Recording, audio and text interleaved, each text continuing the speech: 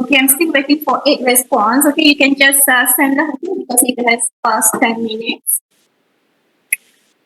Okay, I'll check your response after this. And please do read more on this topic on multisensory integration. Why is it important in our daily life? Okay, and try to relate it to the sensation, perception, attention, and so on. All right. So thank you everyone for your response.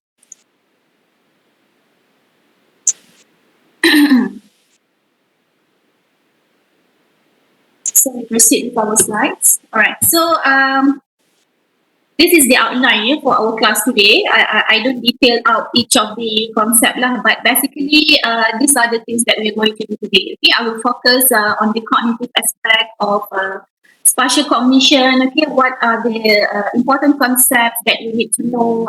Things that you need to understand if you are interested to study or do research regarding this particular topic. Okay, so I think I have mentioned about this earlier. Okay, so actually today, same as my previous lecture. Okay, when I prepared for our lectures today, I did not refer to any specific textbooks. Okay, so what I shared with you today are based on my understanding or knowledge that I got through my experience and reading, especially throughout my PhD years lah. Okay, so I did.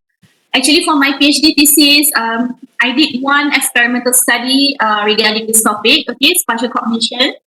So today I will share with you things that I know, okay, and the main concepts or literatures that is relevant and important for you to understand this topic. Okay, so and after that, after you know all of these basic key principles, I think you are good lah if you are if you are interested to learn more about this topic, to discover more. Okay, so you can explore. All right, and I think for the spatial brain topic, I would say that this topic is one of the topics in cognition that is quite close to my heart lah. Okay, and because one is because I do one experimental study about this topic for my PhD. And also I have a plan to develop my expertise in this particular area of study, okay? Especially those studies who are using, which use the eye tracker lah. All right, so let's start. Okay, these are our outline today. Okay, first we will go through several key principles related to spatial cognition, and then we go to neural system underlying spatial processing. Then we do the briefing on the assignment and presentation, and last one is tutorial. Okay. All right. Part 1. 3 principles related to spatial cognition. So actually, I want to ask your opinion. Okay. When you encounter this term or topic, what comes to your mind? Okay. What is spatial brain? Okay, spatial cognition. What is spatial cognition? Anyone who can volunteer? Okay, what does it mean by spatial cognition?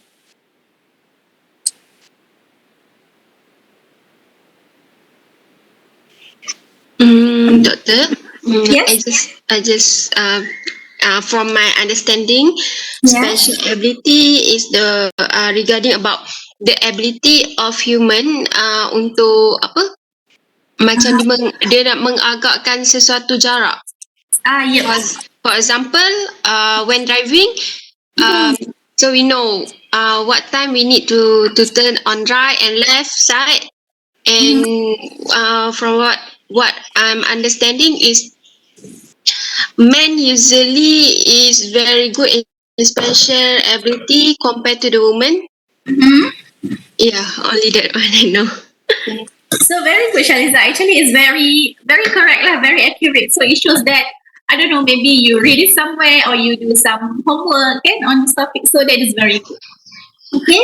So actually, when we mentioned about spatial brain, so this topic is closely related to the knowledge or understanding of spatial processing. Okay, so what is spatial processing? Okay, so spatial processing. Okay, I dah click pula.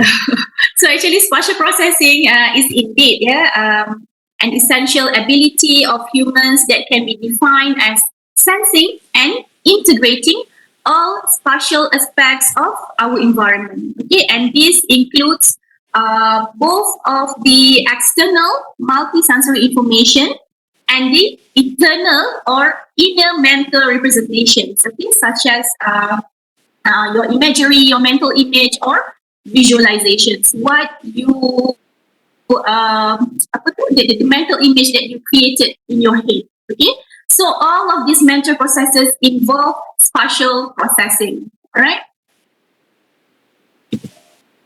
Okay, why is it important? Okay, I think if people ask me this question, okay, I would simply say that it is because we are constantly dealing with space in our everyday life. Okay, similar as the topic that we discussed previously. Okay, multisensory integration. I said that during our last lectures, multisensory integration is important because we receive various simultaneous sensory information from different sensory modalities. Okay, in every second or every minute of our life. So that's why it is important. Multisensory integration is important. But now, for the spatial cognition, it is important because we are constantly dealing with space in our everyday life. Okay, so I think back to our topic today. Okay?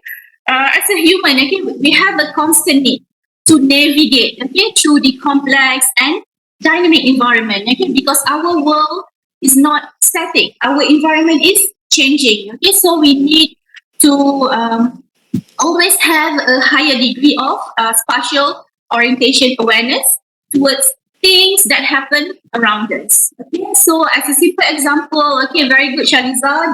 Very simple example, Shaliza has provided, and also what I have put in my slides today.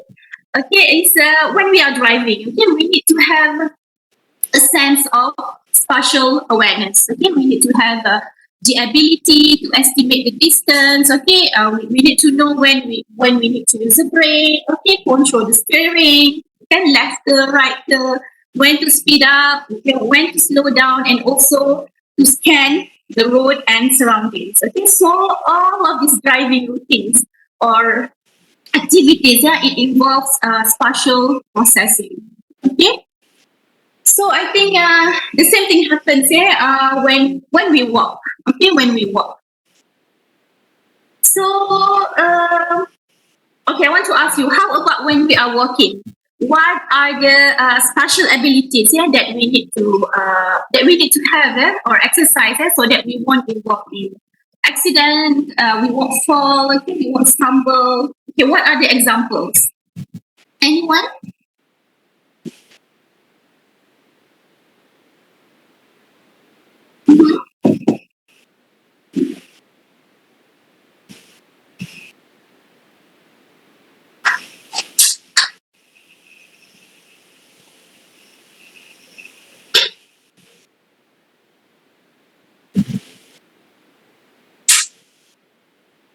Okay, anyone who wants to try? What are the special abilities that you need to have? For example, when you walk in a crowded place. No one. Jumping. Yes, yes, walking. Yeah, it's okay, Nuraka. I think your daughter, your sons. We estimate position of stairs. Okay, stairs is one good example. And then what else? Okay, for example, when you walk in a crowded place, okay, you need to squeeze, yeah, through gaps between other people, okay, other pejalan kaki, pedestrians, okay, you need to avoid obstacles, okay, you need to to step or jump over puddles, okay, langkah longkang, yes, okay, ada holes, drains, apa lagi, sidewalk edges, okay, and like Firdaus say, there is also stairs or maybe a ramp that you need to climb or you need to walk through. So all of these daily routines in walking requires spatial ability. Okay, other example is when you are cycling, playing sports. Okay, all of these activities requires spatial awareness. So it involves, yes, your spatial cognition. Okay, so jumping from high place, yes, very true. So itulah ya example of spatial awareness, why you need to have these spatial processing abilities. Okay, so with these two examples, driving and walking, I hope that you all can understand how the spatial perception turns into the control of action. Okay, and an important concept that you need to know is the role of spatial awareness. Okay, all right, next slide. Oh my god, the noise is so intense right now. All right, it's okay.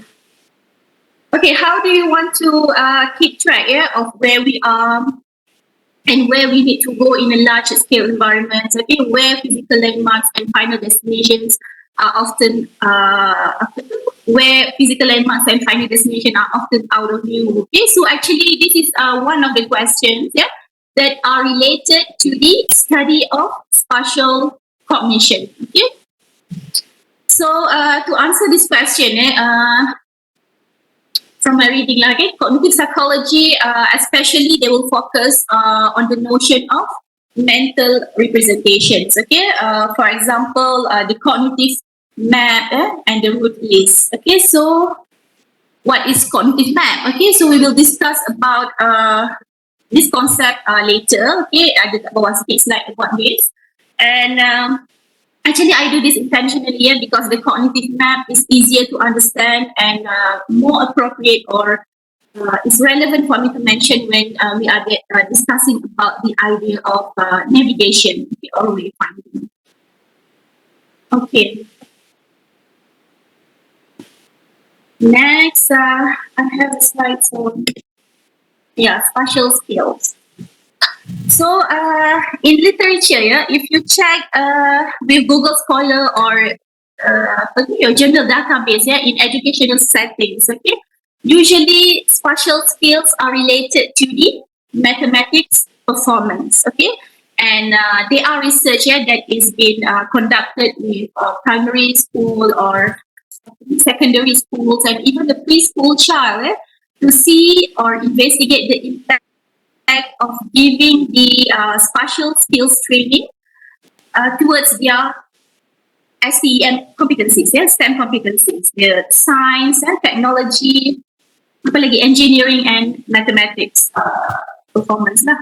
Okay, so actually there are various kinds of spatial training. For example, there are mental rotation training and mental transformation tasks. For example, playing the puzzles or any other mind training games, spatial visualization and so on. Okay, but of course, similar to any other research area, of course there are discrepancies or conflicting results. Some studies they report that spatial training can facilitate student mathematical skills, and some other studies failed to find those effects. Okay, actually, I do a lot of reading on this topic. It's one of the interesting topics for me because I love education and things that is related to cognitive. Okay, and usually these articles they explain the discrepancies in terms of the nature of the task that they use. Okay, and there is one study which suggests that the spatial task that they adopt should be vast or comprehensive enough. So means that it need to be extensive or cover various areas. Okay? For example, the transformation, the rotation, visualization, and so on. Okay, you can check these articles. Okay, it is quite recent juga. Banyak juga publication in 2020 and 2019 on this issue about spatial skills and the STEM ability. All right. So next we go to the concept of individual differences. Okay. So we know that in any aspect of cognition, okay, people differ from each other. Okay, so one individual, they might not share the similar capabilities with other individuals. Okay, so in spatial cognition, yeah, it is also important to note that individuals differ in their ability to visualize and also to process spatial information. Okay, and I think from my experience, I actually use this instrument. Yeah, it is called OSIQ, okay, VVIQ. So those are the instruments that they use to measure the individual differences in visualization vividness. Okay. All right. So, okay. So I have a question here. Okay. Can anyone here tell me what are the individual characteristics that make us unique? Okay, in terms of spatial cognition. Okay, individual characteristics. Okay. Okay. Anyone? I think Shaliza has mentioned one about the gender. There is a very typical discussion lah in topics on spatial cognition. Intelligence. Mm-hmm. Intelligence, okay, yes. Okay, creativity. Yeah, the IQ level, they also measure. Yeah, age differences is also good. Cognitive skills, okay. So actually, many studies here have shown that the gender, okay, the very vast discussion, wide discussion is on gender lah. And also there is also age differences and also the SES, yeah, socioeconomic status that really give impact towards individual spatial cognition. Okay, for intelligence, I think logically it is, but I haven't found any, I haven't read lah, any articles on that, so I didn't include in my slides today lah. Okay, problem solving skills. Okay, thank you everyone. Okay, actually, I think in discussion about individual differences, yeah, gender is one factor that receives most attention, and this gender effect has been discussed extensively in the literature related to spatial cognition. Okay, so I just want to show you one example, yeah, from this paper. So the title of the paper is Gender Effects in Spatial Orientation, Cognitive Profiles and Mental Strategies. So I just put here one quotations or paragraph related to our discussion today. So it says here, gender effects on cognitive abilities have been largely investigated in the past. Okay, in particular, differences in visual spatial abilities have been reported and confirmed by experimental evidence and meta-analytic studies. And several hypotheses, okay, have been put forward to explain these findings, either focusing on biological factors such as hormones or genetic influence. Okay, in other articles, I mentioned actually the hormone that play an important role is testosterone. Okay, so that's why men is more have a higher capabilities in their special awareness orientation. Okay, and then it says here, okay, more recently, several authors highlighted the importance of social cultural factors on women performance in visual spatial tasks, okay, showing significant effects of training and cognitive strategies. Right? I think I have put other. Okay, so actually, I just put Google Scholar lah. Okay, so if you Google, you can find many other articles which discuss about gender effect, okay, and spatial cognition. Okay, so how men and women differ, for example, in terms of their navigation strategies and also the spatial anxiety. Okay, and I think these gender differences in spatial abilities really exist in our life, right? I think it's true. Okay, so here you can see lah, okay, gender effects, gender effect in spatial working memory, gender effect in spatial orientation, and there's actually a lot more. Okay, you can just Google lah. Okay. Okay.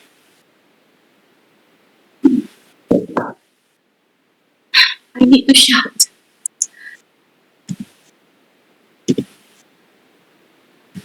Okay, navigation or wayfinding strategies. Okay. So about these navigation strategies, yeah, in principle, there were two kinds of navigation or wayfinding strategies. Okay, that is the route knowledge, yeah, which consists of memorizing successive movement at each intersection of an environment before reaching a destination. Okay, so for example, a simple example, I think this one is very simple lah, this concept of navigation. Okay, for example, when you are new, yeah, to a certain environment, okay, for instance, our campus in USM, Kubang Korean, okay, so people who use the route knowledge strategies, yeah, as their navigation strategy, yeah, they will remember where the roundabout is, okay, how many junctions that you need to pass, and some they maybe need to remember what kind of trees, yeah, or plants that are located at those location. Okay, so basically the idea is you memorize the routes and the landmarks. Okay, and another type of navigation or wayfinding strategies is survey knowledge. Okay, where the subject builds a mental visualization of the environment to orientate oneself. Okay, so I think this one is better lah kan, so because they have a good spatial orientation capacity. Okay, and there are studies here which have shown that okay, men tend to use survey knowledge. Okay, they visualize, while women use root knowledge. Okay, they memorize. Yeah, what do you think? Is it true? Okay, men and women in this class, is it true that men tend to use visualization while women use root knowledge? Yes, doctor, I think so. Okay. Tahu jawab tu. Subah ya? Yeah, I think it's true lah. Okay.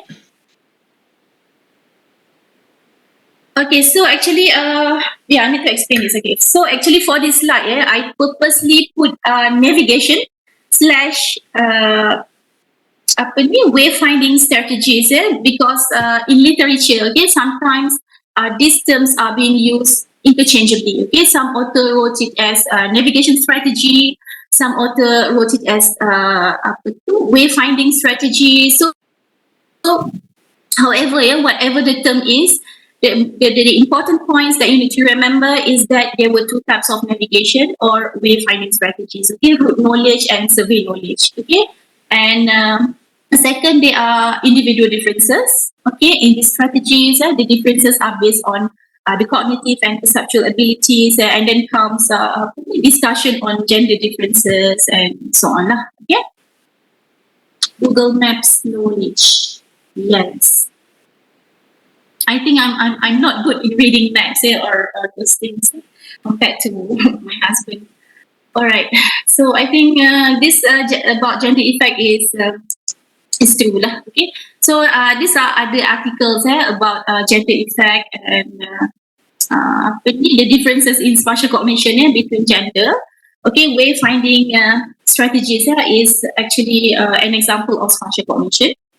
Okay, so in this paper by Lawton, okay, he emphasized about says that women were likely to rely on route knowledge strategy. Okay, that is they attend to instructions and on how to get from place to place. Okay, however, it says here men tend to use survey knowledge, in which they maintain a sense of their position in relation with the environmental reference points. Okay, so they use their visualization capacities. Okay, and also in this paper, I think what most important is that another interesting point is that Lawton also highlighted that women tend to develop an anxiety about environmental navigation compared to a man. Okay. All right, so Shafika said, but I like to visualize roads, especially when going through a path that I don't recognize back in vision. And to visualize where it might be. Is there an explanation to that? I don't know. I think maybe because you have trained yourself to visualize. Yeah, because I think mental training is also an important factor lah, yeah, that maybe could adjust these capabilities. Maybe. Okay.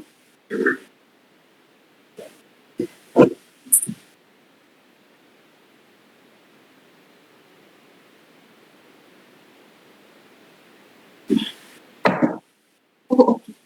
No, that is just my opinion lah. Okay, I don't know. All right.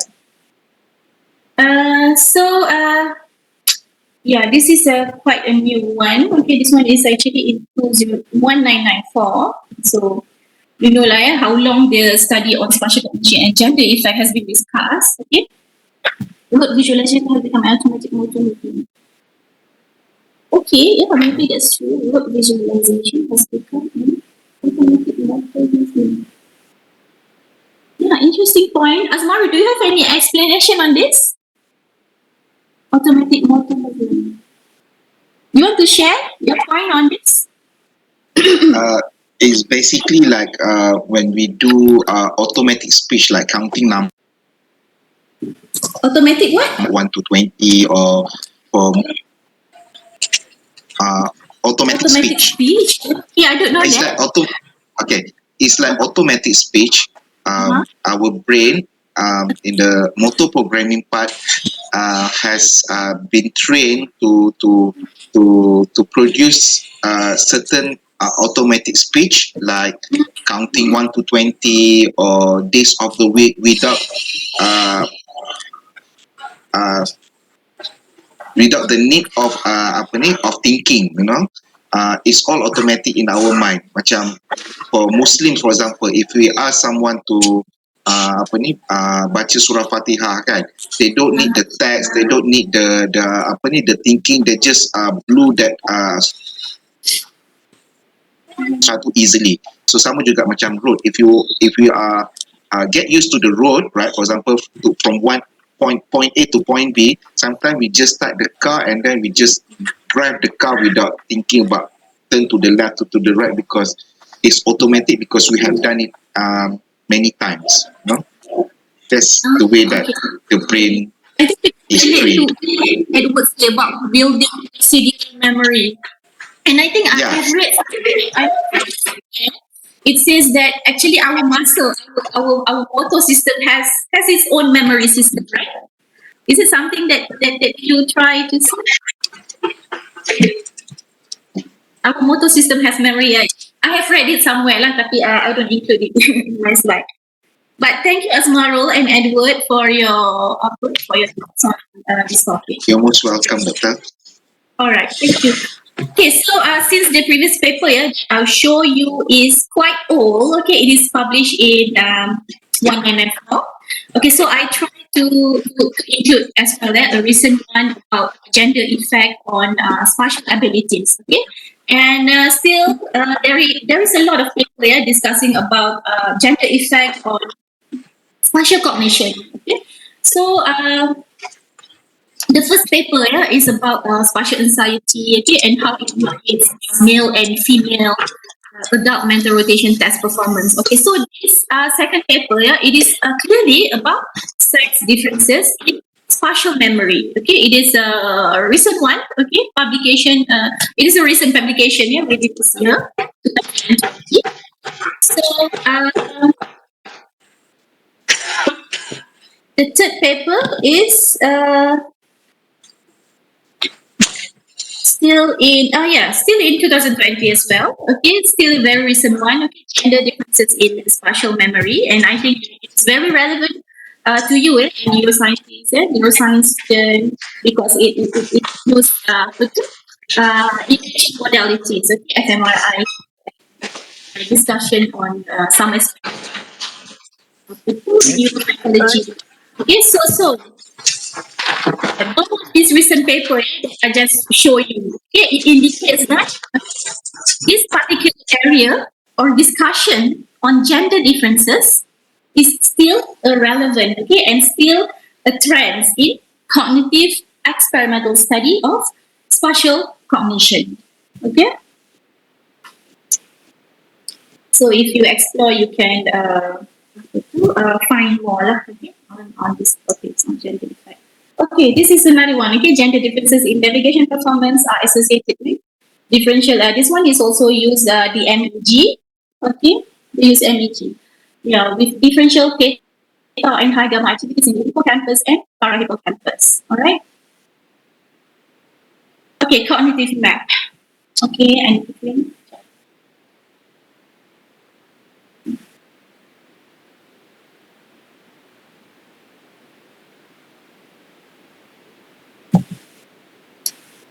Okay, cognitive map. Okay. So the idea of cognitive map, it was originally proposed by Edward Bowman, okay, 1948. So he come up with this idea when he wants to explain how rats learn to navigate the maze, okay, and he concludes that rats have the ability to use a mental map or their cognitive map to navigate, okay. So the cognitive map hypothesis proposed that brain builds a unified representation of the spatial environment to support memory and guide future action. Okay, so basically, cognitive map is a kind of mental representation. Okay, and the major role that it plays is that it captures the spatial relations among things in the environment. Okay,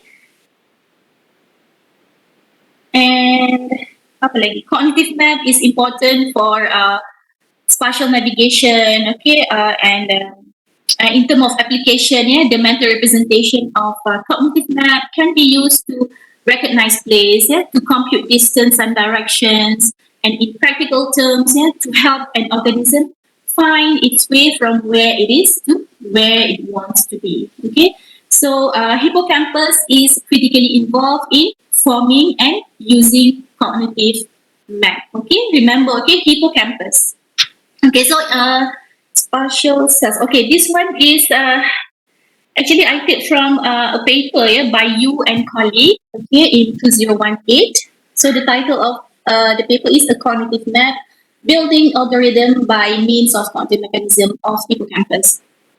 Okay, so it says that spatial cells in hippocampus play a functional role in representation and processing of spatial information, which appear to provide the basis for cognitive map, the representation of environment. Okay, so that's about the concept of cognitive map. Okay, and again, okay, if you Google about cognitive map, okay, there are a lot of papers which mention about the role of hippocampus in structuring the cognitive map. Okay, so it shows how important lah apa tu hippocampus in apa tu initiating and also to make how the mental representation works lah in cognitive map. Okay, and I think one of the books but I can't find it anywhere online the hippocampus as a cognitive map. I really want to look at this book. Oh, but there's PDF. Oh, okay. All right, I will check after this. Okay, so actually there is a break. Do you want to have a break or we continue? Okay, we take 5 minutes break lah. Okay. Okay, doctor. Okay, thank you.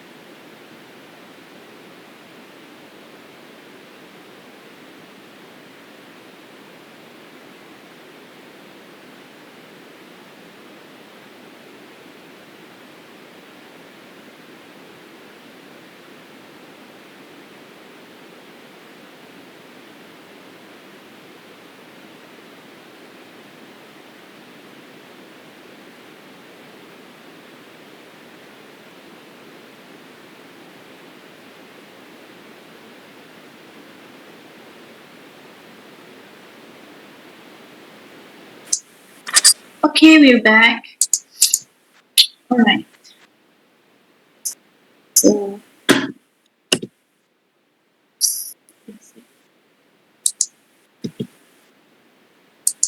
okay, next we go to, we talk about, reference frame, okay, the concept, one of the concept in spatial cognition.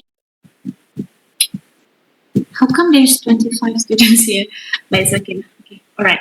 So this is another important concept that you need to remember when you are discussing about spatial cognition.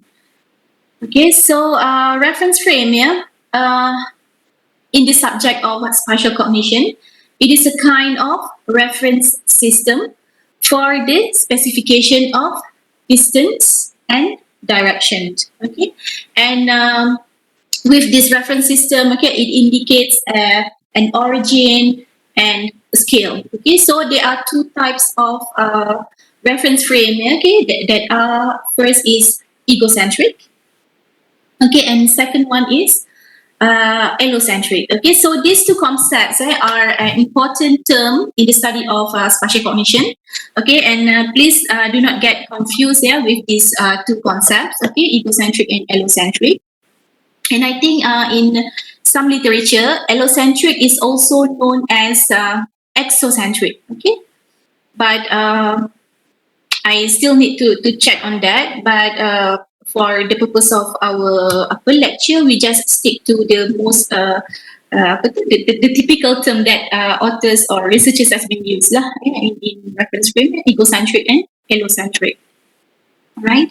So in order to specify an origin, okay, people may choose either to consider themselves as their reference origin, or they may also consider another object as the origin. Okay, so when someone they consider themselves as a reference origin, or they call it self to object distance and direction. Okay, that is called egocentric. Okay, for example, when you estimate how far a tree is from the place where you are standing. Okay, so that is called egocentric frame of reference. Okay, but when you take or you consider the object to object distance or directions, that is called allocentric, or in some literatures, as I said, it is called exocentric.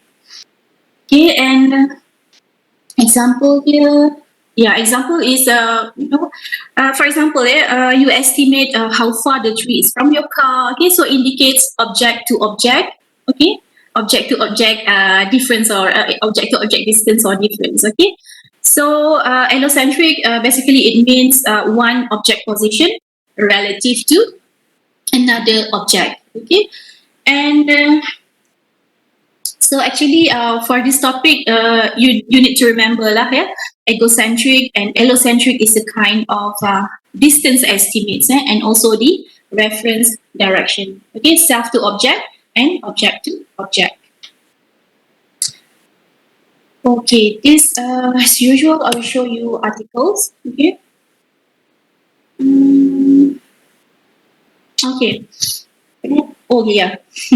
Sorry. So this is actually a quote from the paper discussing about spatial cognition. Okay, but it focuses on the conditions of visual neglect. Okay, we will discuss about visual neglect at the end of our lecture today. Okay, so it says here, the brain codes visual inputs with respect to some spatial frame of reference. These frames provide the basis for attributing up, down, left, right to spatial arrays, and can be based on the direction of the viewer's gaze, okay, self to object, egocentric, and or intrinsic characteristics of an object or its environment, allocentric. Okay, one object to another object. Okay, simple concept lah actually, right? Okay, still this one, sex differences. All right, so this paper actually it discussed about how male and female differs in their preference for using frame of reference. I think I've shown you before. Okay, so but I think they put such an interesting point about spatial abilities between male and female. Okay, so it says here, okay, focus on the one that I have highlighted. Okay, the previous studies have demonstrated male and females differ in their recruitment of specific brain regions. According to behavioral studies, sex differences are caused by the spatial information and specific spatial search strategies used in spatial memory. Okay, and this one previous study suggests that females employ. Yeah, this one I think I have mentioned to you before about the gender effect in apa tu?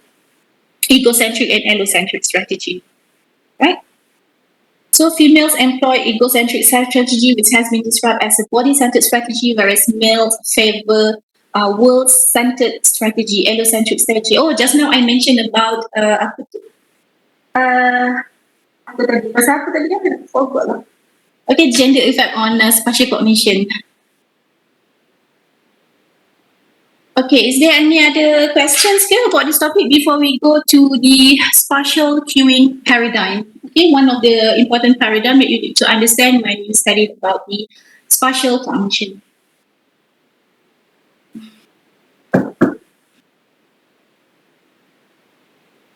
Yeah, just now we talked about navigation.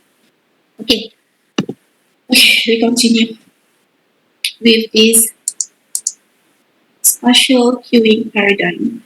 Okay, so spatial cueing paradigm. Okay, so this is an important example of experimental task in studying the spatial orientation. Basically, spatial orientation occurs when attention is drawn to a specific location. Okay, so the important aspect of this paradigm or task is about attention. Okay, and I hope that you know what is endogenous and exogenous attention. Okay, we have covered those topics during our previous lectures. Okay, so attention can be drawn to a location whenever the stimulus appears. Okay, so that's the main ideas. So actually, the spatial cueing task or spatial cueing paradigm is also known as Posner task. Okay, so the act of drawing attention to a location is called cueing. Okay, the basic assumption in the Posner task is that we are quicker to detect objects at places that have been cued before. Okay, that is where previously a salient stimulus has been presented. Okay, so yeah, I hope that you can understand lah about this one. But let me show you the diagram. I think I have a diagram after this. Okay. Yes, Posner cueing task. Okay.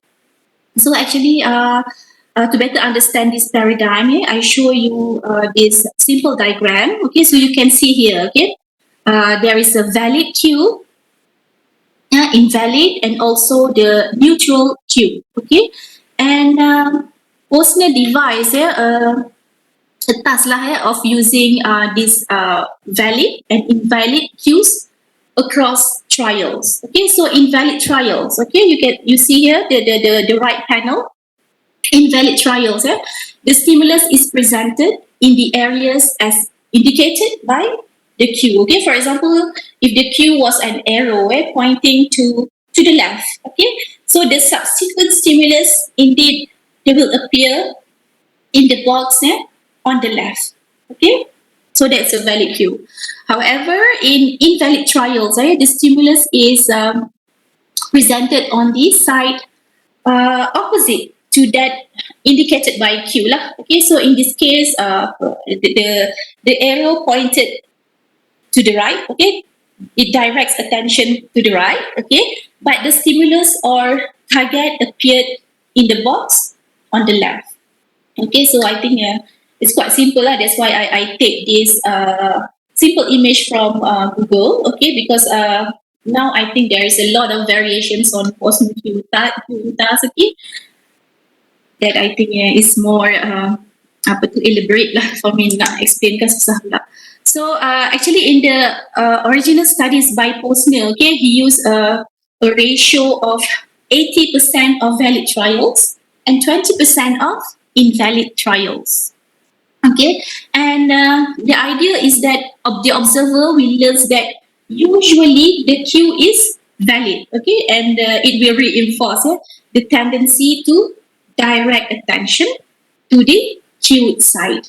Okay, valid usually it's been presented in 80% of the trials, and invalid is in 20% of the trials. Okay, what about the neutral queue?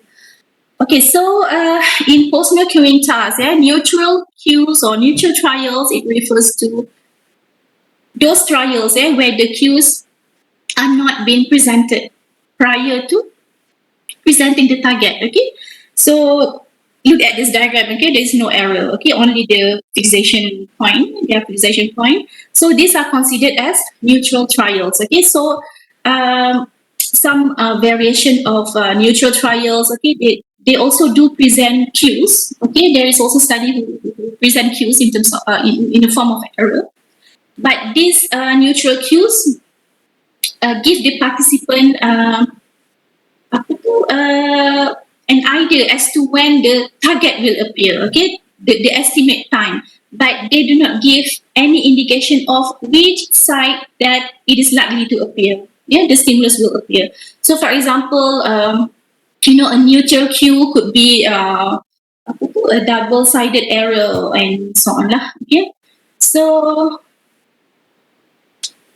and then usually for this study, the personal queuing task, the comparison of performance of valid, invalid, and neutral queue, it allows for the analysis of whether the queues direct attention to a particular area and benefit or hinder their attentional performance. Okay. So actually there is a lot of sample. I think I put a sample. Yeah. Okay. So actually, this is a sample of post-mill queuing task. Okay, you can go to this website. Okay, a very popular website, Site Toolkit. So if you want to try or you want to gain better understanding about this task, you can try lah. Okay, so I'll put the link at the chat box. But after class then you can discover how it's been done. But usually for my experiment, from my experience, I never use a simple stimulus like this. Okay, I prefer to use photos, image, and also the sounds. Okay, the environmental sounds. Okay, animals, the household items, or so on. Okay, so I never use simple stimulus like box, or icon, and so on. Okay. Okay, and then next, we still have Posner spatial queuing paradigm. Okay, so this is actually another illustration of Posner spatial queuing task. Okay, I'm not sure from which book. I think because I take this one from Prof. Jaffrey's slides during the slides that he used for previous lectures that he conducted. I think it's from Gazaniga because I know that he loves to use that book for GCN501. Okay, so it says here, the spatial queuing paradigm popularized by Michael Posner and colleague at the University of Oregon. Okay, I think this is the same idea like what I said. Okay, and so this is a typical findings or results from Posner spatial queuing task. Okay, so just focus on the yellow box that I create here. Okay, so the reaction times for expected locations are significantly faster than those for unexpected and neutral locations. Okay, so these are the typical findings or results from all of these spatial queuing paradigm. Okay, so I'm not sure about which book. I think it's from Gazaniga. Right. Oh, wait again. Wait. Okay. Okay, next we go to location-based attention. Okay, or it is also known as spatial attention. Okay, location-based attention or spatial attention.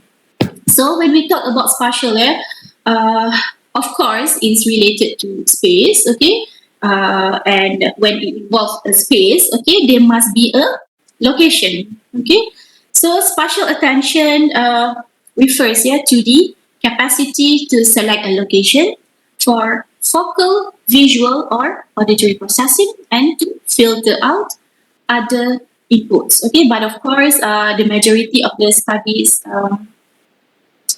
of spatial attention, yeah, usually they use visual stimulus rather than auditory stimulus. Okay. I think right now I only found one paper that I read about the auditory stimulus and its relation to location-based attention, the phone ringing. Okay, and then the idea of spatial attention shares the similar idea with spatial cueing paradigm by Posner. So the paradigm that we just discussed before. So the main idea of this cue paradigm, as I've mentioned, okay, it highlights the role of cue validity. Okay, the cue that is valid refers to probability that a target will appear at a given location. Okay, I want to show you this articles. Okay. Okay, it's about the location-based attention lah. Okay, so here, yeah, the authors describe clearly, the meaning of location-based attention. Okay, so it says here, location-based attention involves the selection stimuli from array format or spatial representations. Okay, spatial or location-based attention has received much support from experimental studies. So the paragraph below it discuss about how the Posner and colleague, the experimental demonstration of location-based attention. Okay? So I think no need to go into detail lah. Right? Okay, common metaphor for location-based attention.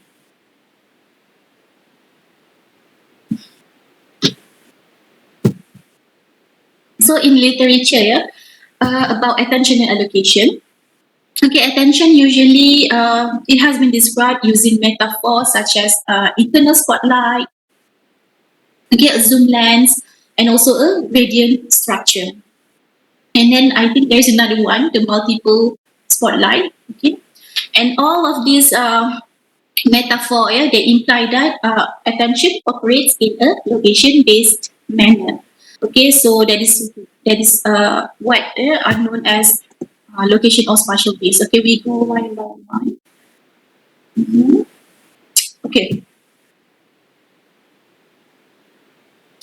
This one is spotlight. Okay. So I think the metaphor is a very descriptive thing. So okay, nothing complex. So we do it quickly. Okay. Okay. So the spotlight analogy for attention, is based on the assumption that humans have a limited processing capacity of cognitive system. Okay, we need to select the most relevant inputs and ignore the irrelevant ones. So any objects inside the spotlight were selected for attention, and any object outside the spotlight were suppressed. Okay, that is why when things occur outside of our focus, we cannot pay attention to them. Okay, so that's about the spotlight analogy. Okay, I think there's nothing complicated there. Okay, just a metaphor.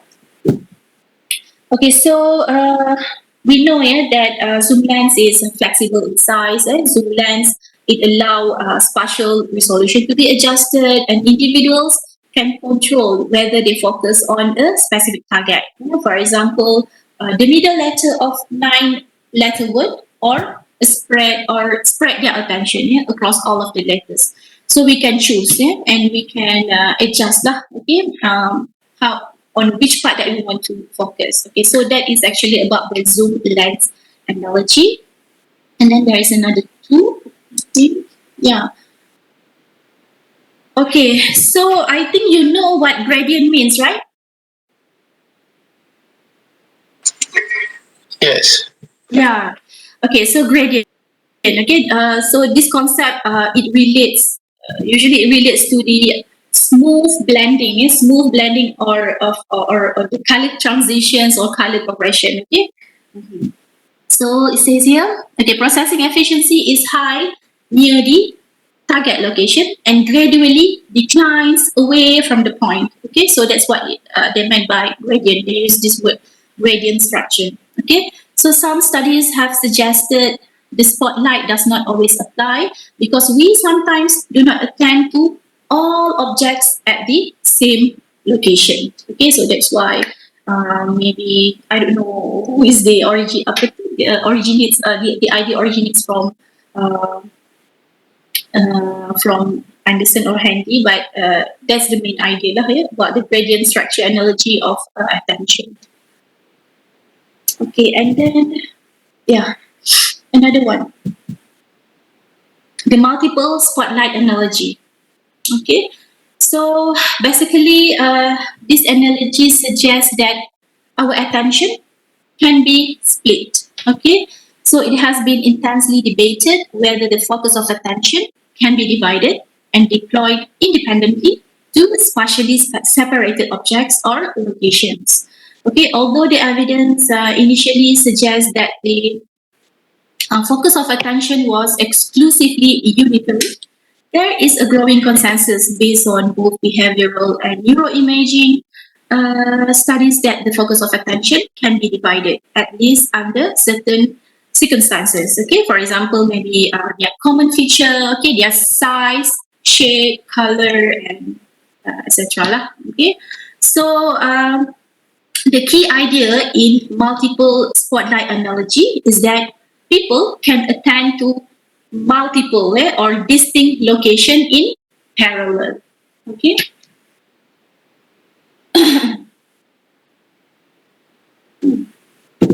Actually, there is a paper discussed about these multiple spotlights of attention and selection in human visual cortex by Maines and Somers, 2004. Okay.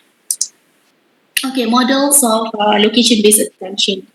Okay, so here I found this illustration on the metaphor of the possible allocations of location-based visual attention. Okay, so first we have a spotlight model. Okay, I think it's very simple and more understandable if you look at this diagram figure. Okay, B zoom lens model. Okay, you can adjust, and then there is a gradient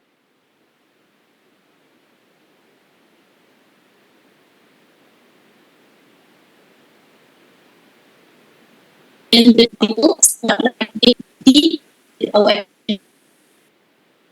amplify your understanding behind attention on maps, photographic perspective. Okay, next, other than location-based attention, we have object-based attention. Okay, so the key idea in object-based attention is attention is organized around the structure of objects. Okay, so object-based attention happens when attention is directed at certain objects rather than locations. So, what is actually an object? So, in the context of attentional selection, object refer to perceptual groups or units as described by Gestalt principles. Okay, so and it says here, and these perceptual groups are formed through the application of the well-known Gestalt principles of organization principles such as proximity, similarity, good continuation, closure, connectedness, and so forth. Okay, I need to take a break for a minute. Kejap eh.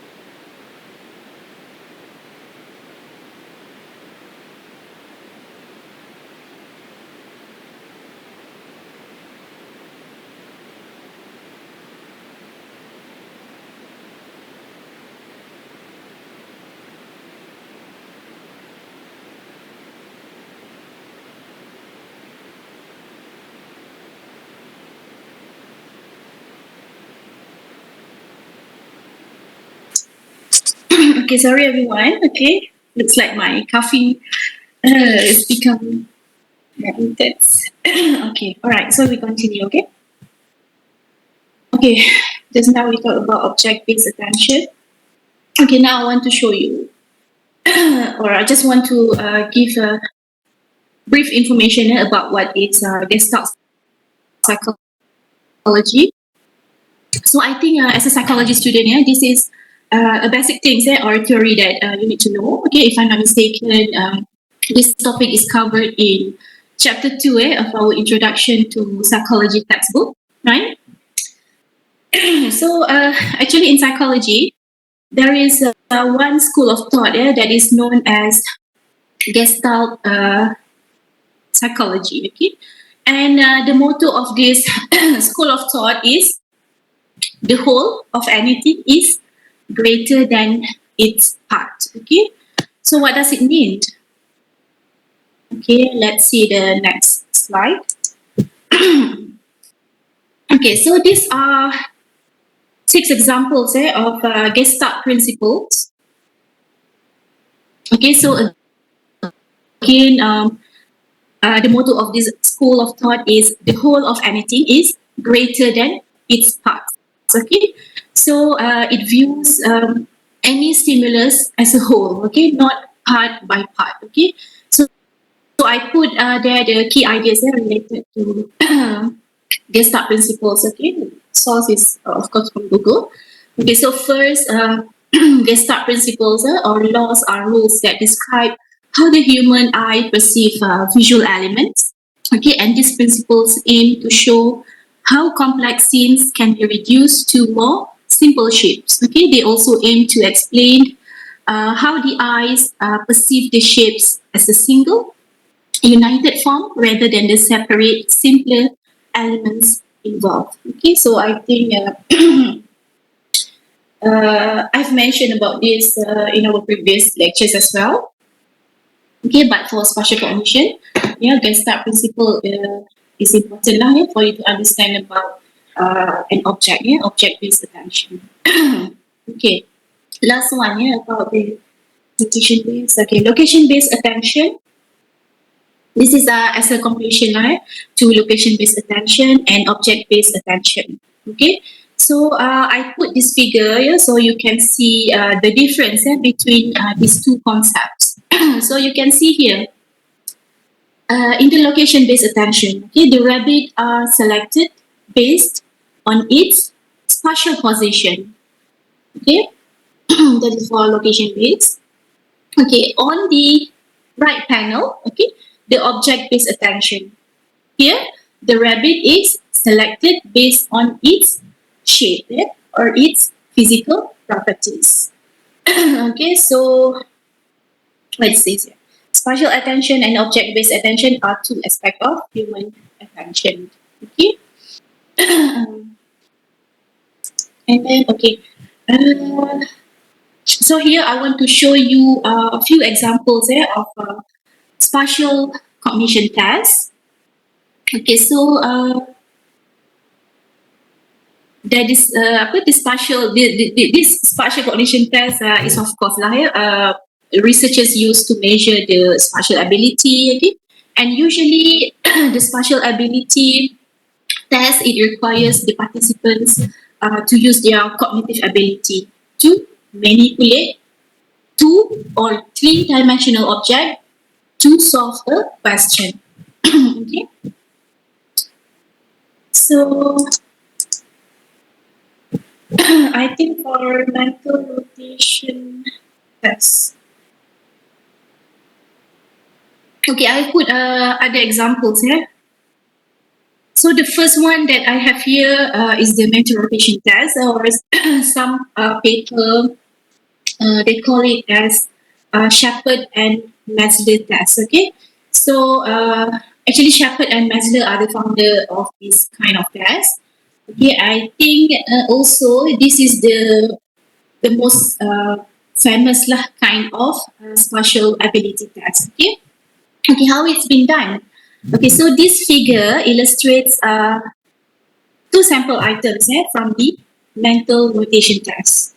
So the task is to design it, which two of the four figures on the right depict the figure on the left in alternative positions, or other positions. Okay, so this test it enables us to measure the mental manipulation strategies, or spatial capabilities that an individual possess, or the other terms is spatial reasoning ability.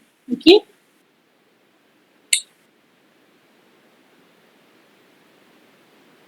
Okay.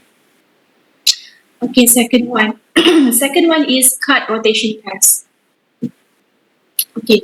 So basically, the question that is being posed in this kind of test is, okay, which of the objects at the bottom is the same as the object at the top? Yeah, rotated but not mirrored. Okay, or not or not a reflection lah. Okay.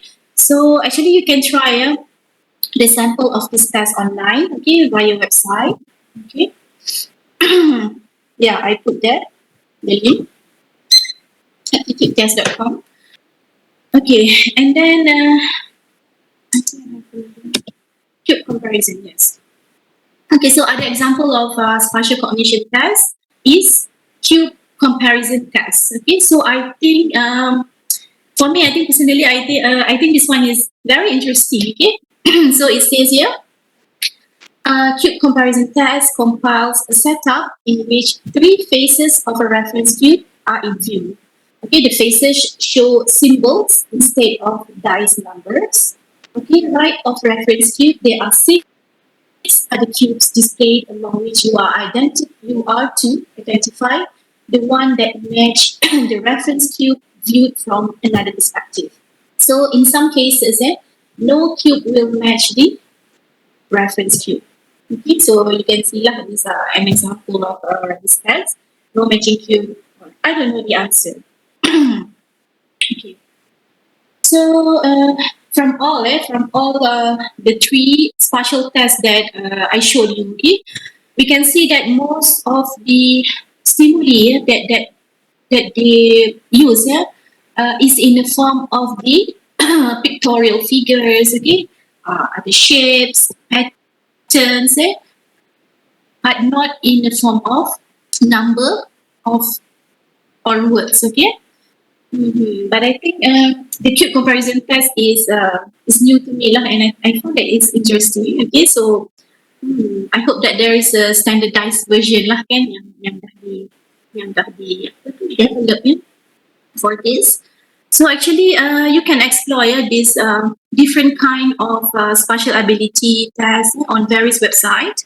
I think because this test is relevant, it's a very relevant psychometric test in the selection process of many types of career in various sectors. Okay, so maybe that is why there are a lot of variations. But the three examples that I show you are the tests that are usually being used in experimental setting, especially the Shepherd and Mesler test. Okay.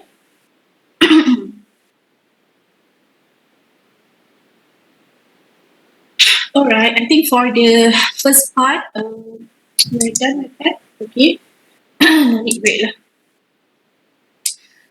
Okay, so we come to the second part.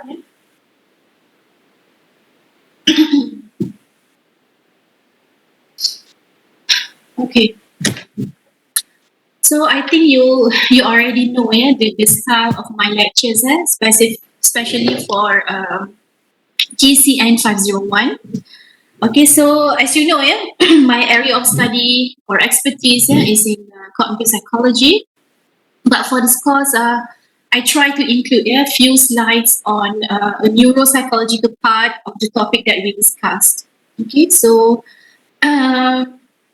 you know, as I told you, my expertise is not in neuroscience area. Okay, neuroanatomy part or things that is related to that, okay, or maybe any subject that you will learn with Prof. Zamzuri, Prof. Jafri in functional neuroanatomy. But I try my best to include a few and also to do some readings on the neuropsychological part of spatial cognition. Okay, So, yeah, well, when I check the literatures, related to spatial cognition, okay, most of that paper they mention about the functional role of parietal lobe and also the one that we have discussed, the role of hippocampus in cognitive map, right? So, as you know, the parietal lobe is one of the major lobes in the brain, okay, and it is roughly lah, it is located at the upper back area in the skull, okay, kat atas sikit, kat belakang sikit. Okay, and okay, so what are the functions of parietal lobe? Anyone? Anyone who want to try? What are the functions of parietal lobe? I think you are better on this topic lah than me, right? Parietal lobe. Parietal lobe ni apa function dia? What?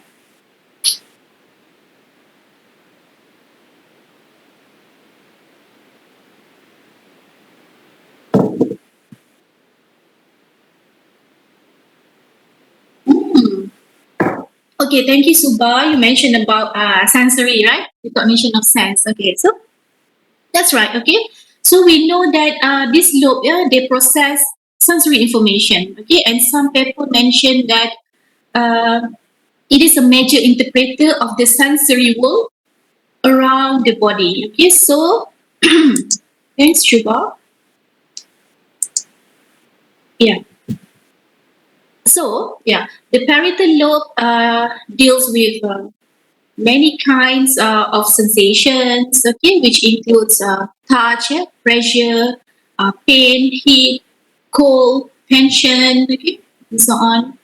And all of these are an example of the somatic senses, okay, which means that they come from the body, okay, and the information from these senses, it helps a person to form a physical sensations that originates from the world around them. Okay, recognition of sense, like what Subhashini has mentioned. Okay, so that is about how parietal lobe plays its part in sensory processing. Okay, so other than that, the parietal lobe also plays a role in person's ability to judge size, shape, and distance, where, of course, this point is related to spatial cognition. Okay, it also helps with the interpretation of symbols, and this includes those in written and spoken language, mathematical problems, codes, and puzzles. Okay, hearing and visual perception, as well as memory, are also part of the parietal lobe's function.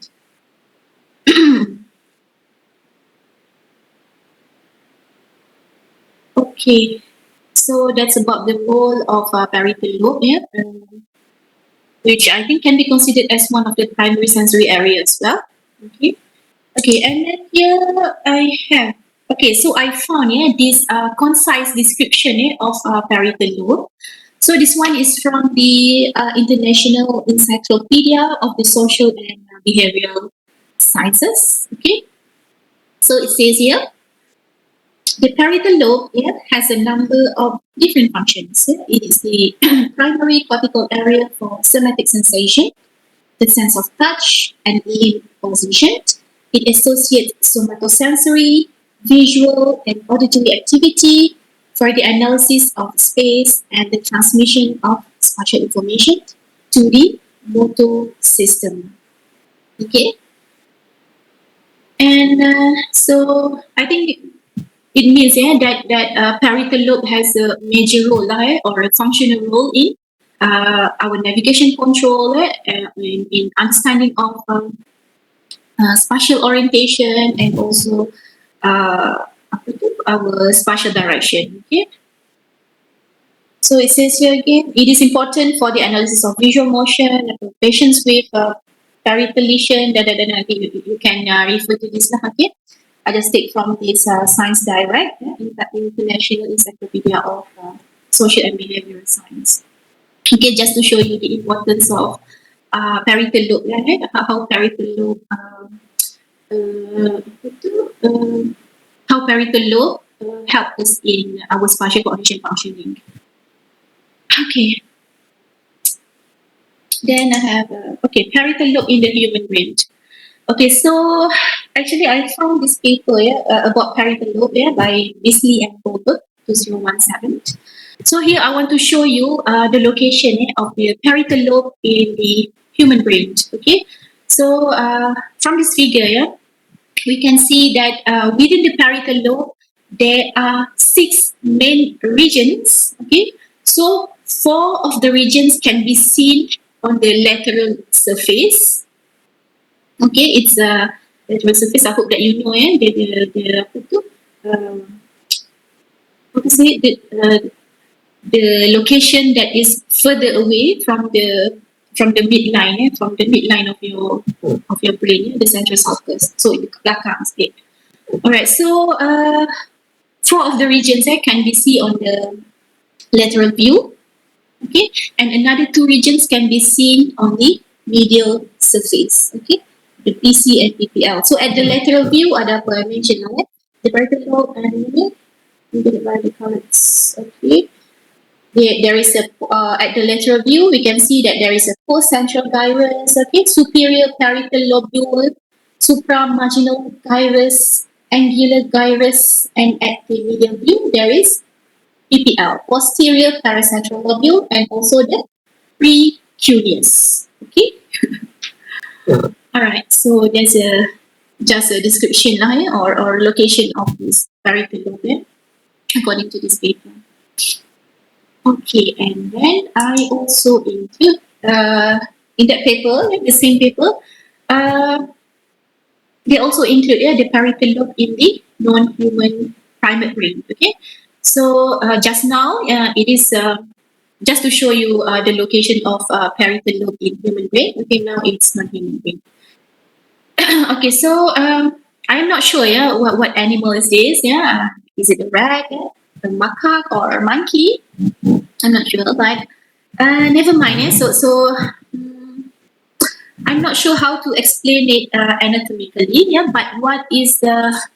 But I just want to ask you this question. What are the most explicit difference? The most obvious difference that you can detect here in this figure of non-human brain, and also the human brain.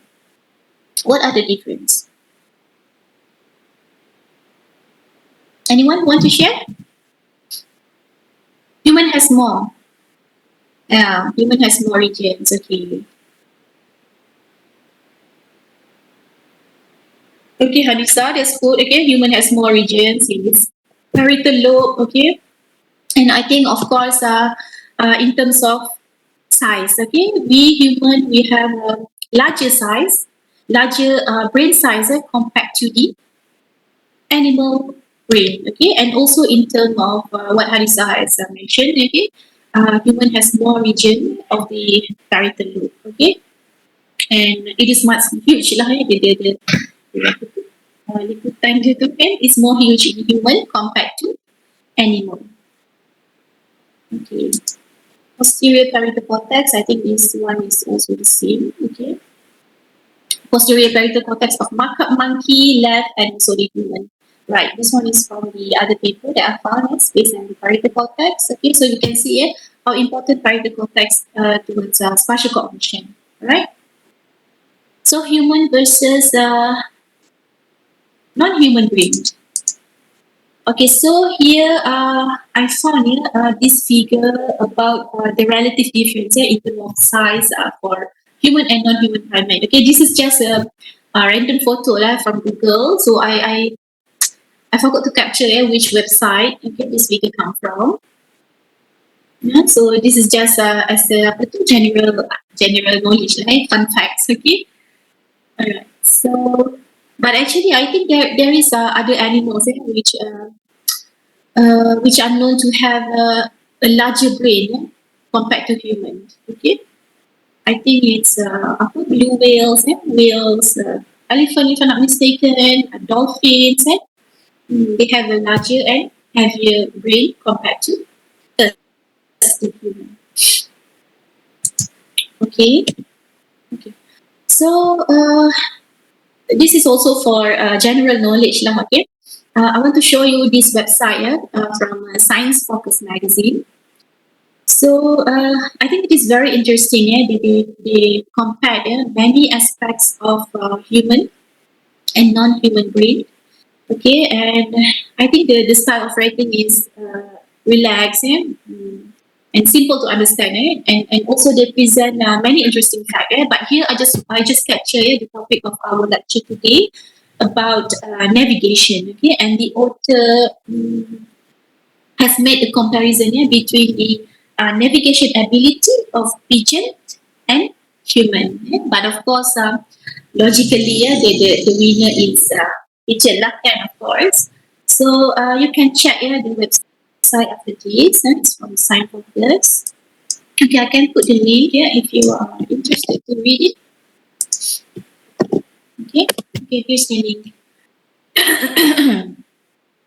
All right. Okay, next. Okay, another important discussion in spatial cognition is about the neglect syndrome. So this one is actually our last topic for my lecture. So before we go to my next slide on the discussion of this brain damage or cognitive deficits, I want you to watch this video, okay? So it takes about 4 minutes, okay? I have cut, okay? I think the original video is 6 minutes something, so I've cut to only 4 minutes. So I think this video is interesting and more concise in its explanation about the neglect syndrome, okay? So before we go to this topic, okay, let's watch together. Okay. So I hope that you can watch it clearly. You can hear the voice and everything. Okay, I click play. 1, 2, 3. Please focus, okay? Imagine sitting down to dinner, eating everything on the plate, and feeling half as full as usual. Or maybe going to shave, but weirdly enough, it takes half the time. Losing half of the world sounds like a weird, abstract dream state, but for those that develop hemispatial neglect, that's exactly what happens without them even realizing it. This condition isn't totally understood, but research into it has given us some fascinating insights into just how we pay attention. Hemispatial neglect is a condition that causes people to completely neglect one of their sides, as in they're completely unable to pay attention to half of their world. Usually it's the result of a stroke, and while estimates vary as to exactly how often it happens, it's relatively common as far as neurological conditions go. People who live with this condition are typically unable to do anything that requires attention to their neglected side. They might only do their makeup on one side of their face or only read one side of a newspaper, and if people approach them from their neglected side, they might not notice. Hemispatial neglect doesn't just apply to day-to-day life either. It can also show up in your memories. For instance, in 2013, researchers in Italy asked 96 patients with hemispatial neglect to picture themselves standing in a familiar public square and asked them to describe what they would see. The participants successfully described the right side of the square and totally neglected to mention any of the features of the left side, even though they were just picturing being there. Then researchers asked them to imagine standing on the opposite side of the square and to describe their surroundings again. Now the participants were only able to describe things on their new right side, even though just moments ago they hadn't registered those things at all. As for everything they'd noticed in the first round, the features that were now on their left, they neglected those entirely. As dramatic as that sounds, someone living with hemispatial neglect wouldn't easily recognize one side had disappeared. But from the outside, the signs are very clear and doctors can easily test for the condition. One common clinical test is to ask a patient to draw the face of an analog clock. If they're neglecting one of their sides, all the numbers end up smushed together on one side or the other. But even though it seems like the brains of people with this condition just block out a part of the world completely, research has shown that on some level, they are still processing information from their neglected side. Like experiments have shown that people can process the meaning of a word that's only shown to their neglected side, even if they have no awareness of actually seeing the word. Meaning just the fact that they're shown the word will affect their behavior on decision-making tasks, even if they don't know they saw it. So the problem isn't that the information isn't getting in. The brain is just not paying any attention to it. So what makes the brain just forget a whole side of the world exists? One clue comes from the fact that hemispatial neglect often happens after strokes and other types of brain damage that affect a part of the parietal lobe called the inferior parietal lobule. This part of the brain is involved with paying attention to where things are. So when it gets damaged, you might be unable to notice things in certain locations. But there's an unusual twist. Although hemispatial neglect can happen on either side of the brain, it's usually the left side of the world that disappears. And since the right side of the brain controls the left side of the body, it comes from damage to the right parietal lobe. It can happen on the other side, but in general, people with an injury on the left hemisphere recover from hemispatial neglect quickly and without intervention. On the surface, that seems bizarre, but this mismatch can actually tell us a lot about how our brains manage our attention. Scientists have two main hypotheses about why this might happen. Although both parietal lobes are involved in spatial awareness, or telling us where things are in space, the left parietal lobe is also highly specialized for processing language. So scientists think that it may only have the bandwidth to attend to space on one side, the right. Meanwhile, the right parietal lobe deals with spatial awareness on both sides, so it can pick up the slack if you damage your left parietal lobe. But it doesn't work the other way around. If you damage your right parietal lobe, there's no backup. You just lose awareness of your left side. At least that's the idea. Okay. So I don't I cut the video a bit lah, okay? So just only include the most relevant part or things that you need to know lah, okay? So I think you can just Google or search in YouTube about this video. There is also other real life examples for patients who are experiencing this hemispatial neglect. Okay. So basically, the idea of the neglect syndrome is it shows how the brain damage can cause a lot of difficulties in our everyday functioning. Okay. Okay. Actually, I have a slide. This okay, neglect syndrome. Okay, just a few additional information lah on neglect syndrome. So neglect syndrome is a kind of neuropsychological disorders.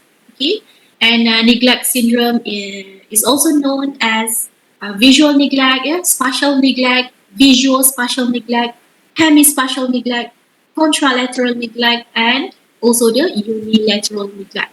Okay, so there is a lot of alternative names for these neuropsychological conditions. Okay, so it is a deficit of attention in which one entire half of a visual scene is simply ignored. Okay, so you have learned this from the video. Okay, and then I think in the video also it mentioned the cause of neglect is often a stroke that has interrupted the flow of blood to the parietal lobe, parietal cortex. And some researchers also found evidence that damage to subcortical regions such as thalamus and basal ganglia can also cause neglect. Okay, this one is I take from this paper. Okay, I think it's not a review paper, but it's I think it's a review paper like Trends in Cognitive Science, Spatial Cognition Evidence from Visual Neglect. Okay, and then it says here neglect patients also exhibits deficits in both location-based attention and object-based attention. Okay, the concept that we have discussed earlier. And patients with neglect syndrome experience vision problems, but they are not blind. Okay, rather they fail to apprehend or interact appropriately with stimuli in the contralateral field. Okay, so that's why one of the name is called contralateral neglect. Okay. Okay. Okay. Yeah, I have an example. Okay. So here, I just want to quickly show you an example of illustration showing the drawing and the copying performance made by neglect syndrome patients. Okay, so you can see here, even within such a relatively simple task as copying or spontaneous drawing, okay, patients show many qualitatively distinct patterns of omission and distortion in left or the right space. Okay, and we can see lah. Okay, so these are the first example. Okay.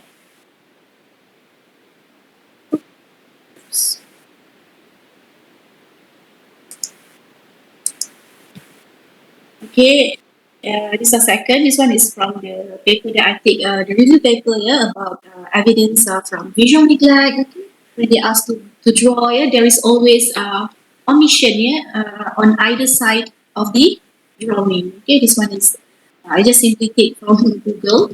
All right, and also this is also an interesting example. A, B, C, D, E. Okay, so it shows how the copying or the spontaneous drawing of the neglect syndrome patient. Okay, all right. I think for my lectures, that is all that I have. Do you have any other questions?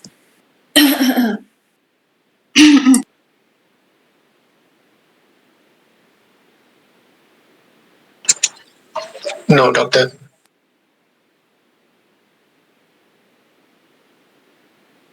Oh, no. No. Okay. If there's no other questions, I think we can proceed to the briefing about assignment and presentation. So I hope that all of you have a copy of course outline. Do you have a copy of the course outline?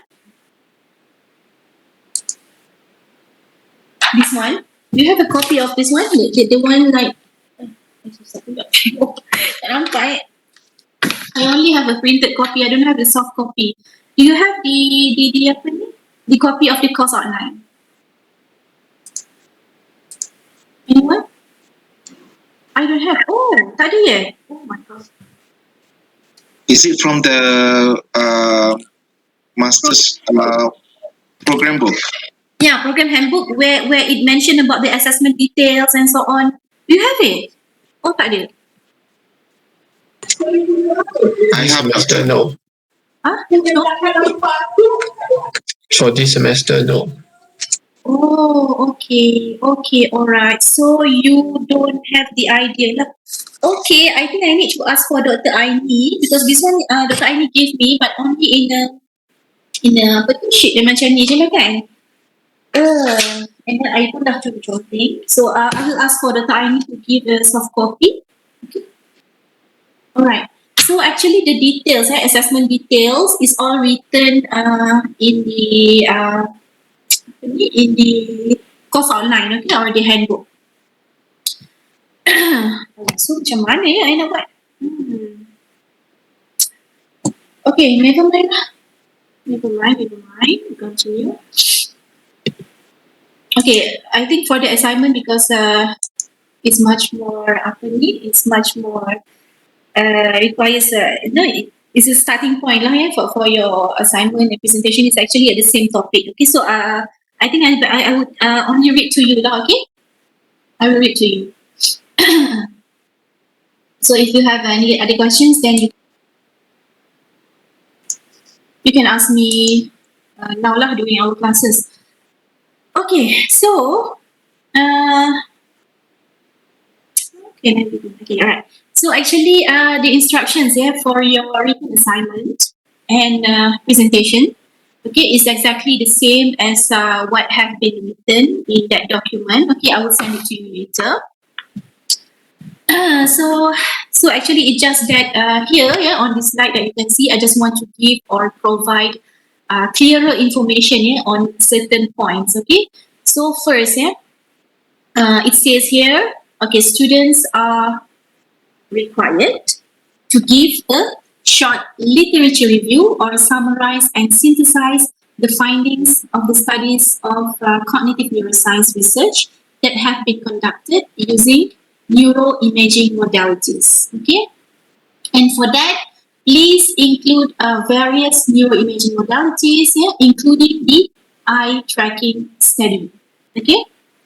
And then second point, okay, in the assessment details, it says the review should include the research gap, the purpose of the literature review, and suggestions for future research. Okay, I think this one is clear. No additional points. Okay, third. Third, it says students are required to review a minimum of 15 relevant or most important articles. Okay. So for this topic, please review a minimum of 15 articles. Okay, 7 articles published in 2016 or to 2020. Okay, the five years lah behind. Okay, at least 7. Okay. I'm sure there is a lot of paper that will talk about the topic that on this spatial cognition. Okay. And then it says, okay, the review should be around 2,000 to 2,500 words. Okay, use the 12-point times New Roman or double spacing. Actually, in the course handbook, it says you should use a point Arial as a font, but I think for me personally, I am more comfortable to read the document in Times New Roman. Okay, so just a simple change in terms of font. Okay, and that is only my personal preference lah. I would be happy if students give me assignment and I read it when it's been written in Times New Roman. Okay. Okay. So, and then it says, okay, the topics will be given to the students before or at the end of all lectures. Okay, for example, topic 1, the spatial brain, okay, the topic that we learned today. And the second topic may be brain and memory. Okay, this one you need to consult with Dr. Harizal. Okay, and then it says, okay, submission date. The students are required to submit the assignment with given time frame. Example, 2 weeks. But for me, I think I give you 4 weeks to complete the written assignment task. Okay, so the submission date is on 20th of December 2020, Monday. Okay, so you have 4 weeks to plan, to choose articles, to read, comprehend it, and write the literature review. Okay, and please send the written assignment to my email. Okay. My USM email, and also of course no free rider. Okay, I will give you the attestation letter for individual contributions. Okay, I think Dr. Aini also did this previously, so I will give it to class representative and she or he will distribute it to all of you. Okay. All right. I think that's the most important thing about the assessment details. Okay, and then it says, okay, assignments should be submitted following the deadline. Okay, late assignment will incur penalties. Yes, 2,000 to 2,500 words. I'm not sure how many pages, but you can count out. Okay? Use the 12-point times New Roman with double spacing. Yes. I do think that 2,500 words is not enough for 15 articles review, you know. Unless that is a table form, you know. It's in table form? Yeah. I'm not sure. Macam mana? 2,500. I pun tak boleh nak imagine how much is it. But that is what is been written lah in this course outline. Or you think it's better if we set the pages? I mean, like not more than 10 pages ke macam tu, boleh tak? Which one do you prefer? I think we can be flexible in terms of this because I don't have any idea how long is 2,000 to 2,500 words.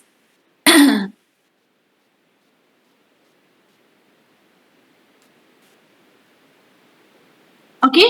It's about 5 pages, Doctor. It's about 5 pages.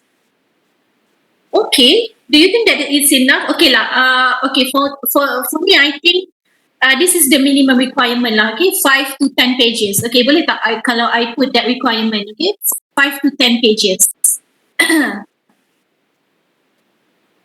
Okay? Is it okay?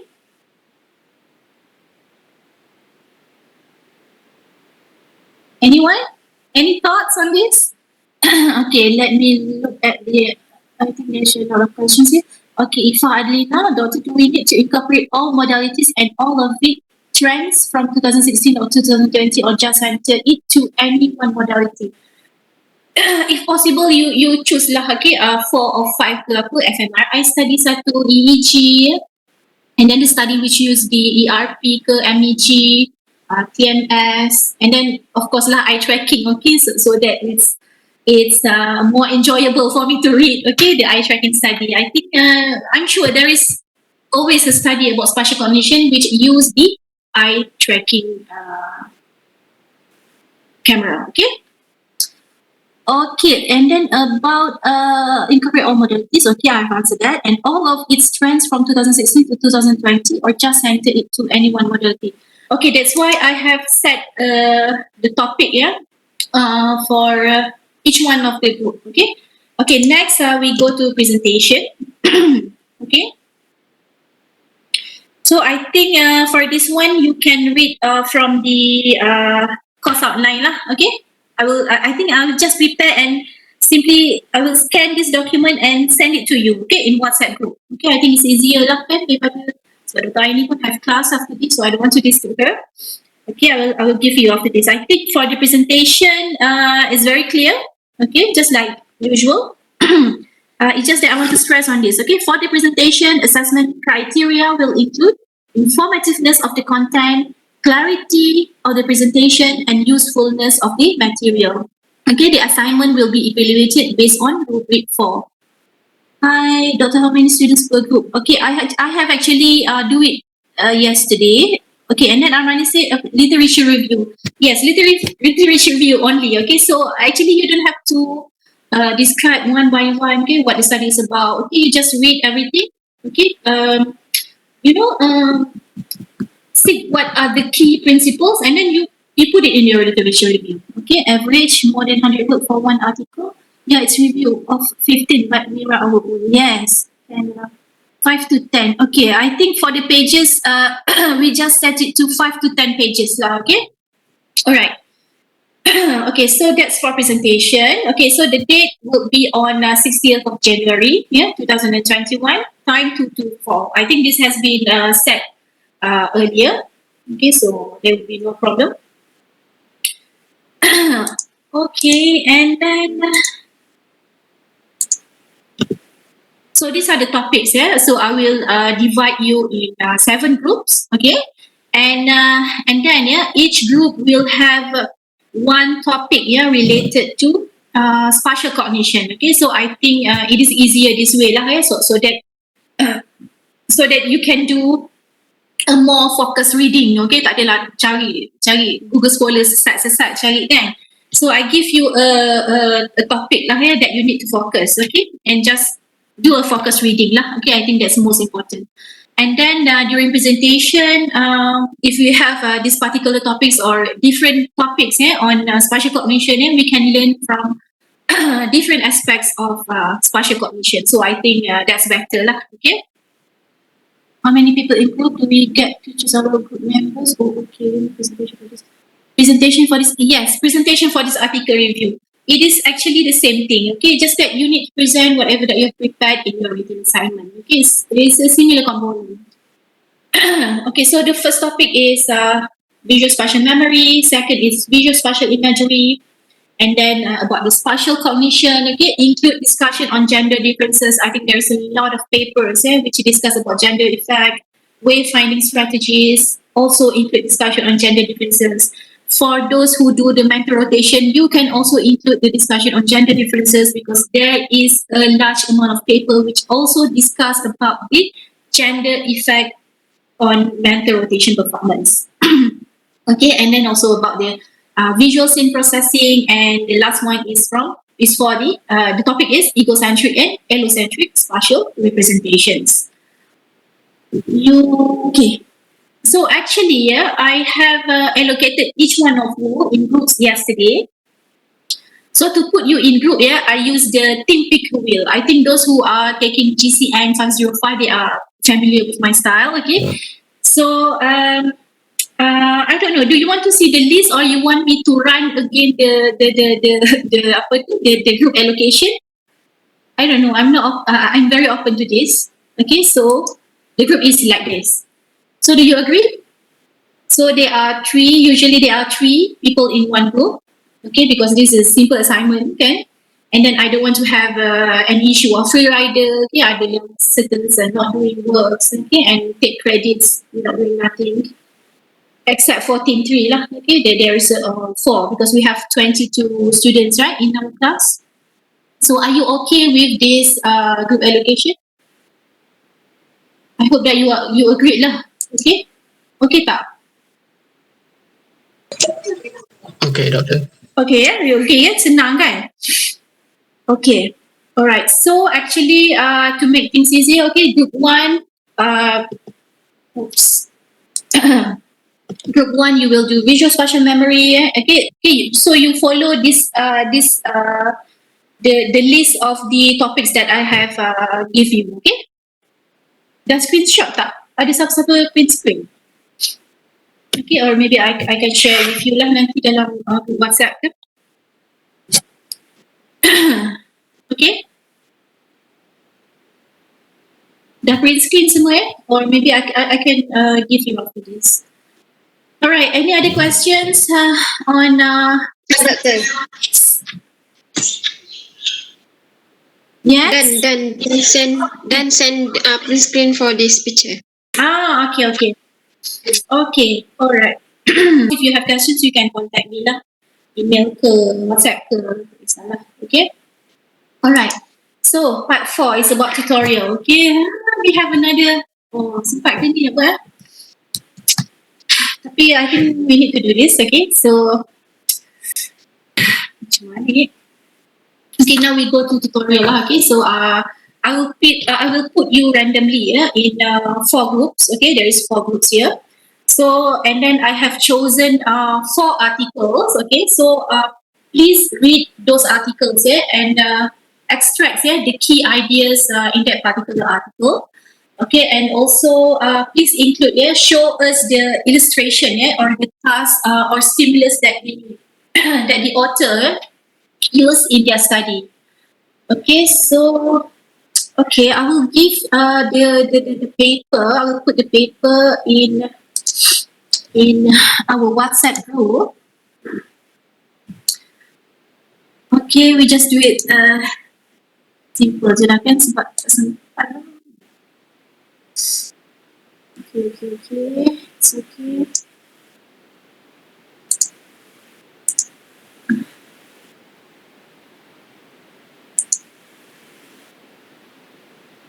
I think the most important thing is you just mention apa tu the important key ideas in that paper, apa dia punya findings. Abstract tu pun okay dah, okay? Because we just want to know what are the trends in spatial cognition, and also include the illustration of those experimental paradigm that each of this paper use. Okay, I will start to put you in group now, in 4 groups. Okay, so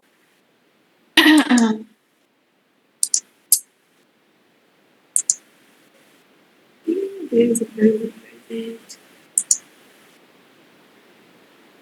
Where's the function?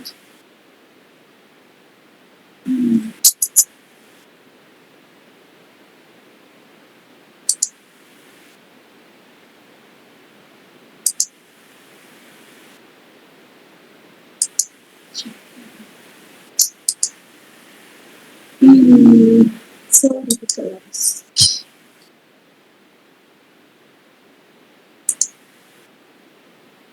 Okay, so I will break you into few groups. I think 10 minutes lah to read is enough for you to read. Okay, just the abstract and try to understand the apa tu illustration, apa task yang dia guna so that you can apply in your research ke apa. Okay, and then we take about 5 minutes presentation for each group. I think it's enough. Okay, so just I don't know whether you need a slide or not to assist your presentation, okay? And okay, so I have put should we make slides? I think you can make lah 2 or 3 slides kot, just to apa tu to assist our understanding, okay, and also your presentation as well. Yes, better slide just like Dr. Ainis one, yes. But just a simple 2 or 3 slides, okay?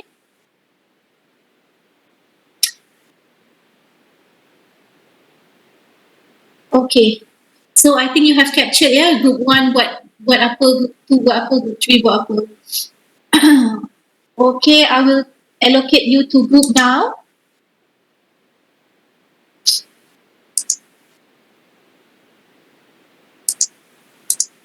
Okay, automatically, okay, I will create now. 1, 2, 3.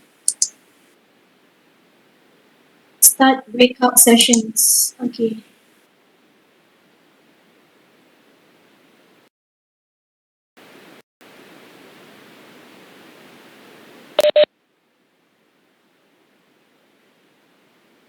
Hi guys. Kita group apa ya? Hello. Hi. Group 3. Group 3 is okay. Group 3. Group 3 is lower T. Lower T.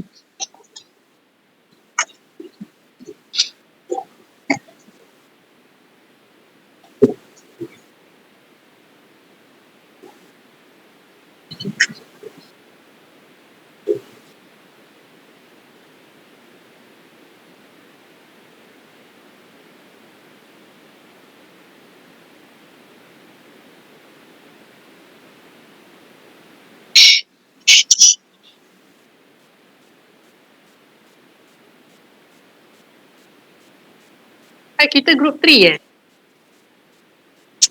Okay, so Yes.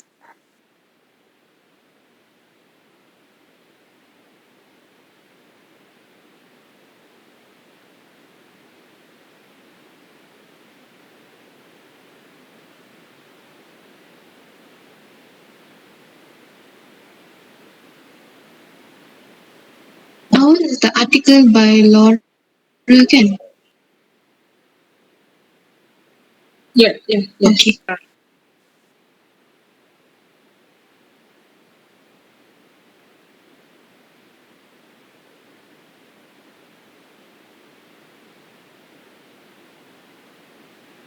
Sorry, which article that are we looking at?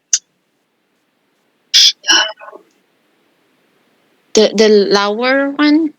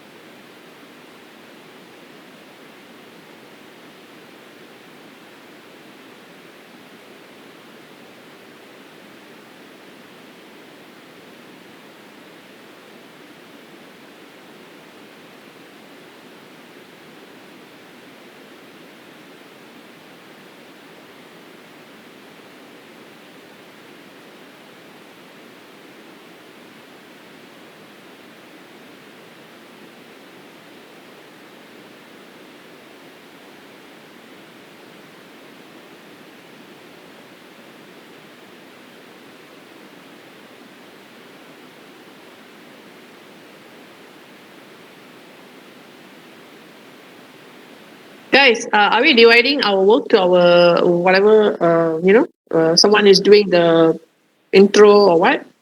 And someone is doing the results ke macam mana?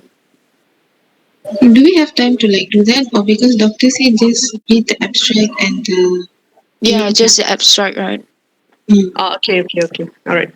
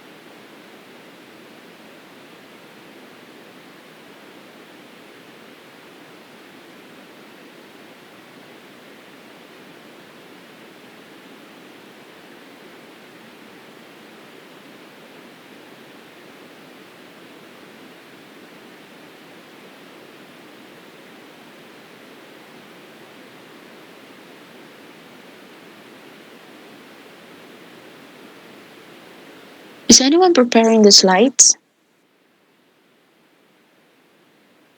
Oh, okay. Thank you, Agnes. Will you be presenting, or how are you going to do this? I read the abstract.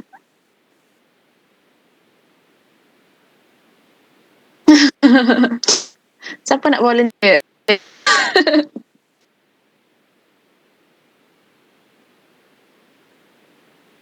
Do we have the time to present slides? I mean, since she says it's only about 5 minutes. 5 minutes, right? I know. I think one person only, right? She mentioned 2 to 3, right?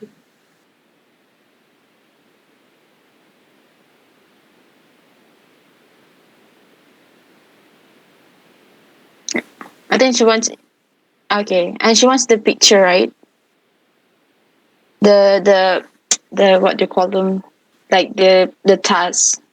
I think if you scroll down, you can see it. Yeah, we can include the pictures to explain the experiment, kan? Mm-mm.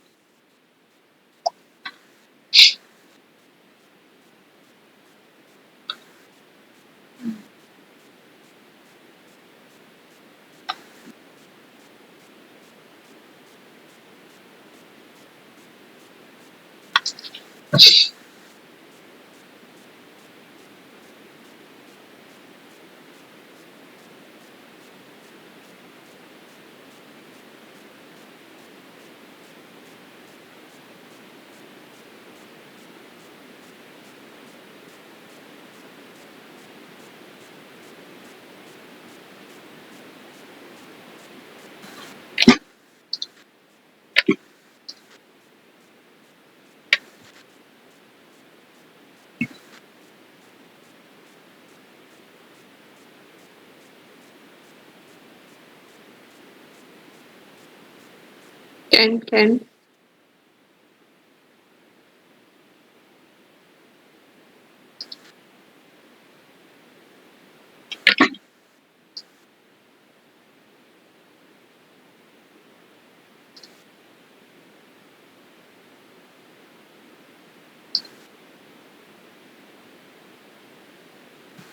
Sri, do you have any problem?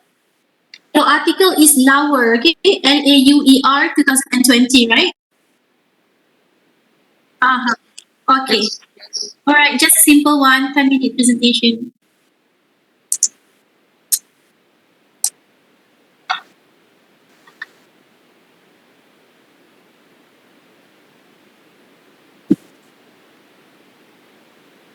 Yes.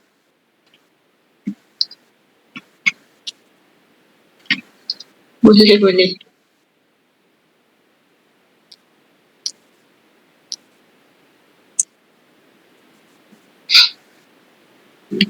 I can do the intro, maybe.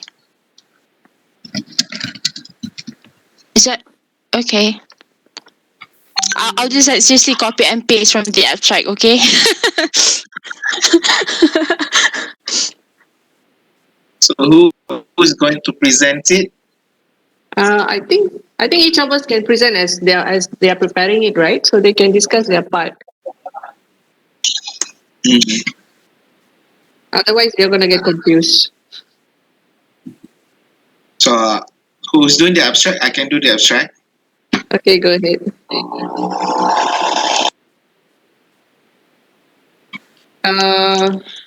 Asmar, I think we can do together because the abstract in itself kind of like have a good enough pattern. I think we can just use information from the abstract. Yeah.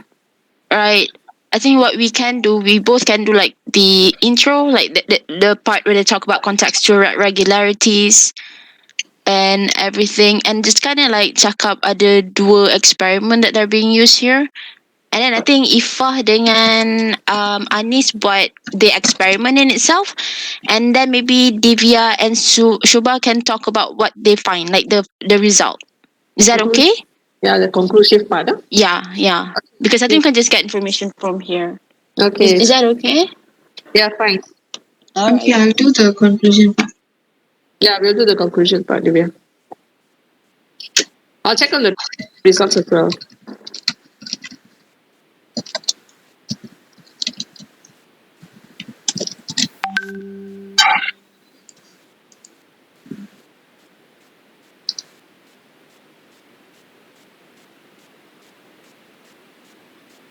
Sorry, who is doing the abstract with me? Anis ke Syakir?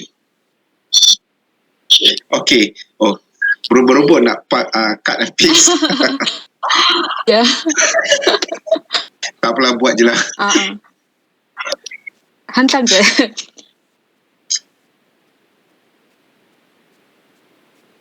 Azmarul, I think like which part do you want? I already like letak dua bahagian, right? Satu paragraph pasal contextual regularities.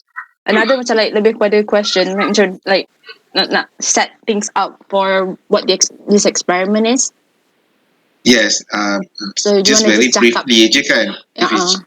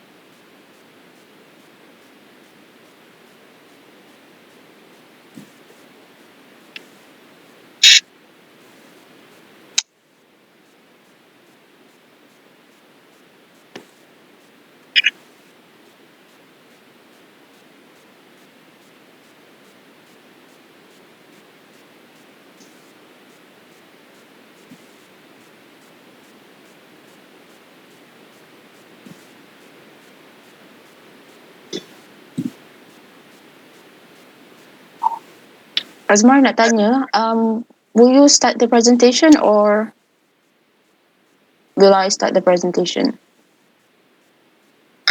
tak kisah. Tak kisah. Okay, I can start lah. I'll talk about the contextual regularities. And then you can talk about the part where what is the role of object and apa semua tu. Is that okay? Okay.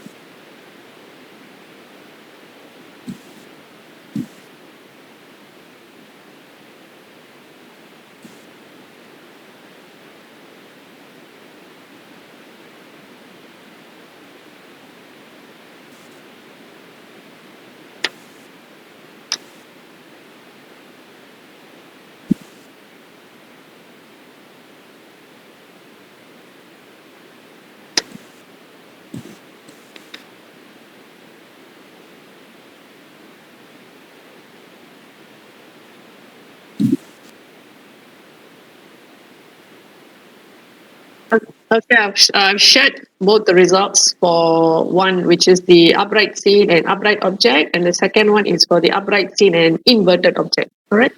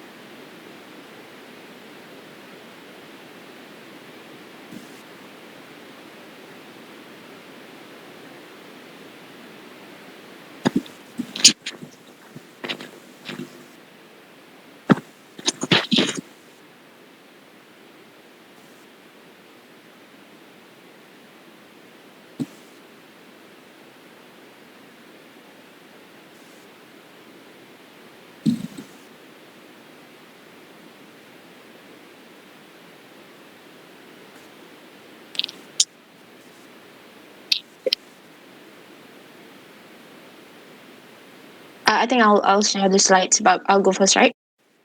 Okay. All right. Good luck. Just go straight to the point. Sa elang nama. Okay. Okay.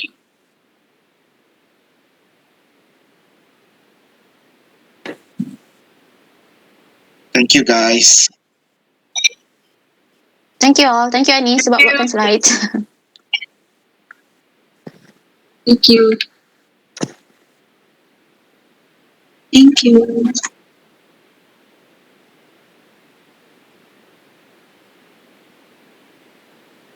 Lapar ni, lapar.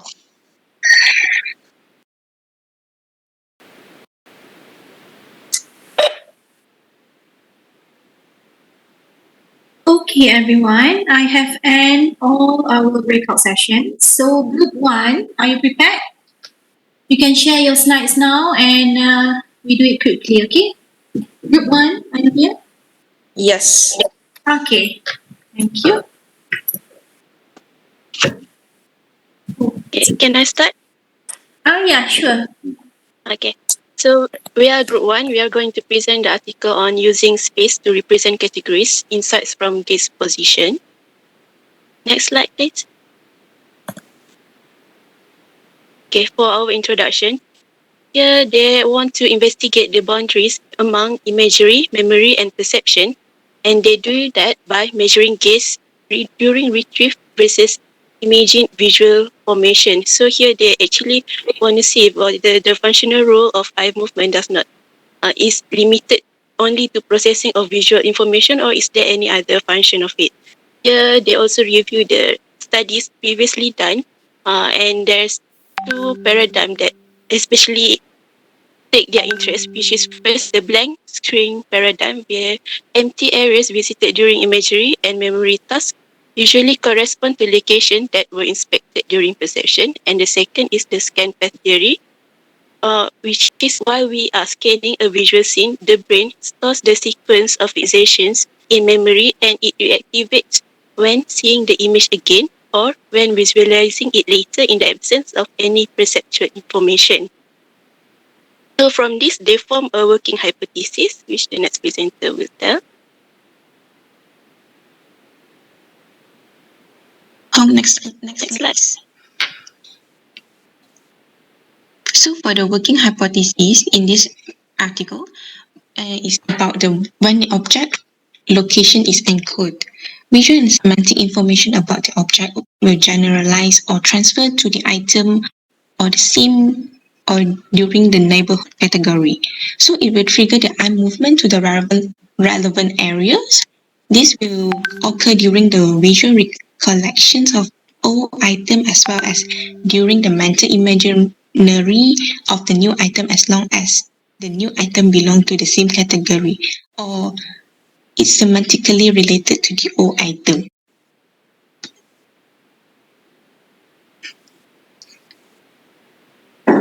So next will be on the experimental paradigm. Okay, so in this experiment, eye movements were recorded. So a total of 25 students ranging in the age from 18 to 40 were samples. So the experiment was divided into three phases. First, the perceptual encoding phases. Second, following with the distraction phase. And lastly, the recall phase. So in the perceptual encoding phase, participants were presented with 32 images from the four categories, which is the mammals, birds, machines, and home furnitures. So these images was keep constant across the categories, in which images belong to the bird category always appear in the upper left, furniture's images in the upper right, machine images in the lower left, and lastly the mammals images are in the lower right areas. So this stimulus appears for 6 seconds and preceded by a fixation cross presented for 3 seconds. Simultaneously, these participants hear the names of these presented object. There is also a distraction phase for the duration of 5 minutes was presented between the perceptual encoding and the recall phase to prevent active rehearsal. So moving on to the recall phase, participants were given 3 tasks. first is to visualize 32 old and 32 new items, which is the image generation task. And second, to evaluate with true or false of a pre-recorded statement about the visual details of the object. And lastly, the participants were asked to judge whether they had seen this item previously, which is also known as the old or new recognition task. So each of these, so during the recall phases, the screen was blank white.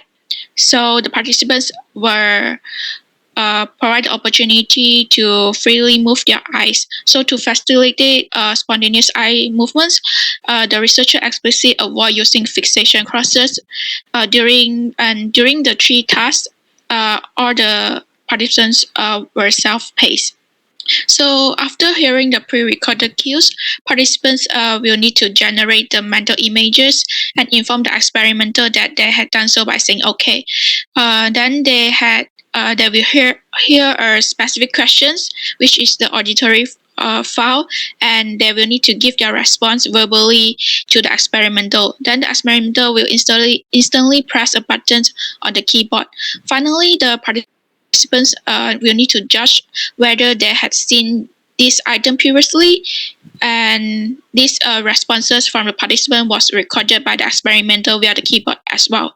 So the key presses by the experimenter initiate and terminates the recording of the eye tracking sequence. Next.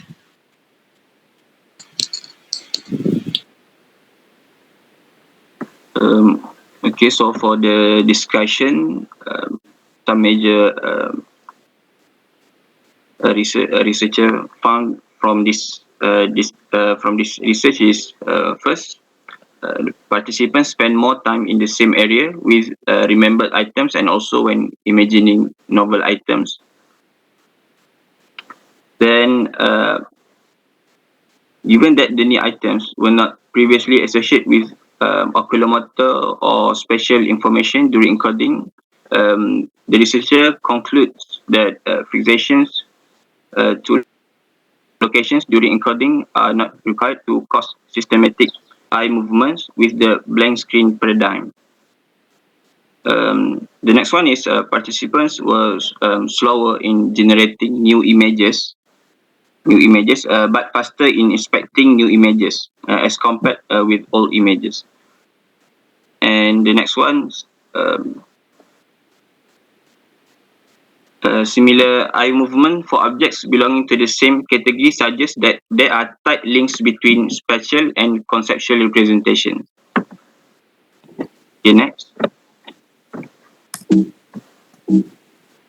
Okay. The main conclusion or the main takeaway from this article is that imagine yourself in a situation where you are given a screen, and on the upper left of the screen there is an image of a dog. And then later on, when you're shown a blank screen and then you are told to name a new mammal other than the dog, the results show that you are likely to move your eyes or gaze your eyes towards the upper left side of the corner of the screen where the dog was. Hence, the conclusion of this study is to show that the eye gaze can also be used to strategically organize knowledge. Thank you. That is all from us.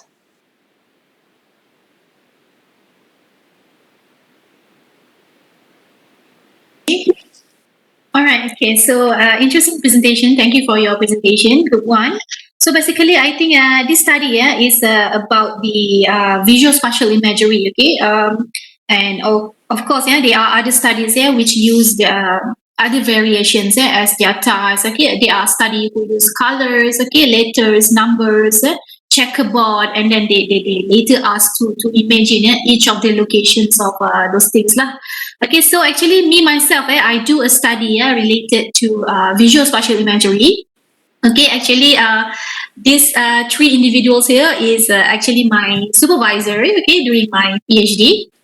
So actually for my study, I use the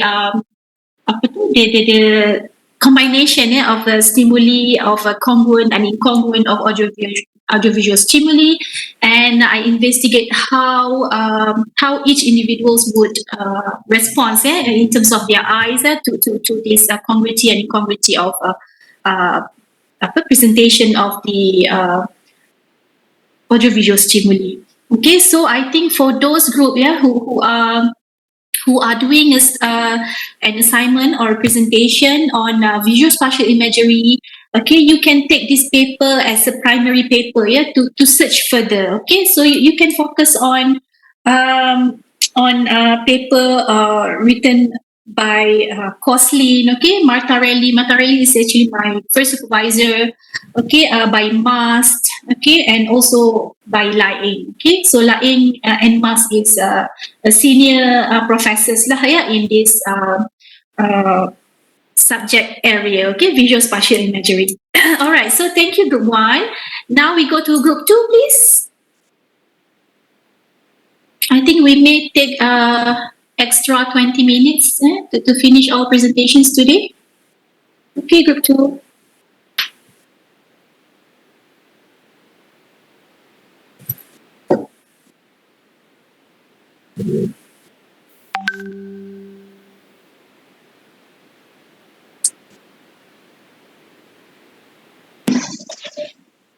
Okay, very good morning. So today our group will be presenting on visual spatial working memory, abilities to predict early math skills, a longitudinal study. Okay. Next slide. So here's a quick introduction for this study. So the development of early math skills involves domain-specific skills quantity, such as quantity understanding, number recognition, counting skills, and working memory is found to be associated with the development of mathematical skills. So working memory consists of vertical and horizontal continuum. So for horizontal, it's defined as different types of information in a given task, such as verbal, visual, or verbal spatial. And for vertical, it represents level of active control exercised in given cognitive task. And studies have confirmed that there is an involvement of visual and spatial short-term memory in math abilities in primary school children, and it could vary in the children's age as well. Next. So the objective of this study is to longitudinally explore the implication of math development of both domain-specific skills during the first 2 years of primary school. So it did take into account the relationship between early and late math competency and domain general variables such as visual spatial active working memory ability. So according to a spelling error, Becci working memory continuity model, the individual contributions of visual spatial active memory subcomponents was investigated. Were T1, which is in the beginning of the first class of primary school, T2, the end of the first class, and T3, the end of the second class. So these few the stages of this study. So moving on. So the next part is the framework of this study. Past studies show strong relationship between visual spatial working memory and mathematics achievement, while verbal working memory was implicated only in English grades. And most of this study, they only focus on short-term memory and math learning ability, but not about central executive, which is about how you retrieve, how you store, and how you use those knowledge, and also the development of mathematics skills. To measure the development, a longitudinal study is needed. So the framework is very easy. You compare visual spatial working memory to early math skill in T1, T2, and T3. Next. So for this study, there are a total of 43 participants recruited. 20 are females and 21 are males. Typically, they were living children attending a public school in the town of Italy. The children were tested at the beginning of their first year of primary school, at the end of their first year of the primary school T2, and at the end of their second primary school years. The social economic status of the sample as measured by the family affluence sales was middle class. Next slide.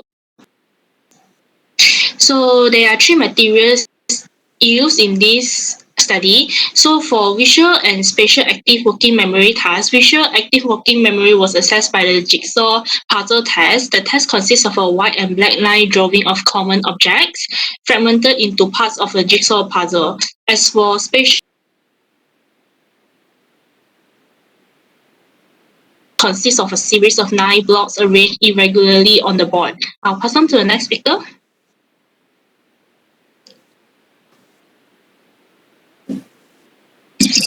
So Slide before. Hello. The slide before. slide before.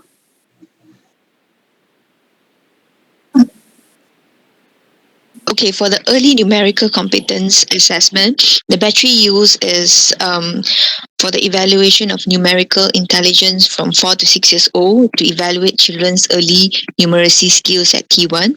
So there are 4 areas covered, which is the lexical area. They will do is they will evaluate the knowledge of numerical symbols through a numbers recognition task, Arabic digits reading and writing task.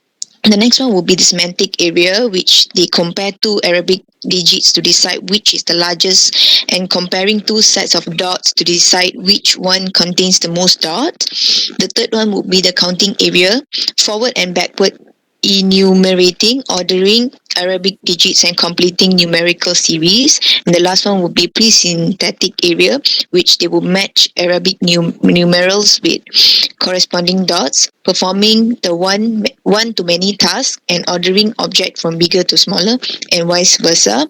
The third one will be mathematical achievement, to assess the mathematical performance at T2 and T3. The test is used. The name of a test is an Italian test for the evaluation of calculating and problem solving abilities. It covers 5 subtests, which is operation. They examine the ability to apply calculations procedure. The child must solve additions and minus. The second one would be numbers judgment, which they will evaluate the semantic comprehension of number quantity for several pairs of Arabic digits. The child must identify the largest number.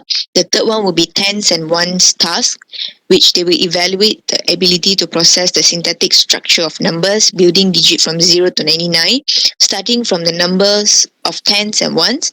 For instance, let's say for the experimenter, if they say 4 tens and 2 ones correspond to which number, and they expect a response, the child must write the number 42. So for the fourth one is larger to smaller tasks, which they will evaluate the semantic representation of numbers. The child must write a random set of displayed numbers in decreasing order. The last one will be small to large tasks. This task, it is similar to the previous one, but they use an increasing order. Yeah, so I'll pass on to the next presenter. So for the result, they found at T1, which is beginning of first grade, spatial working memory influences early numerical performance, while at the end of first grade, early numerical performance is the unique predictor of math performance. And for the T3, which is the end of the second grade, there is a relationship between math performance and both visual and spatial working memory, and also the attenuation of the importance of domain-specific predictors. And moving on to the discussion.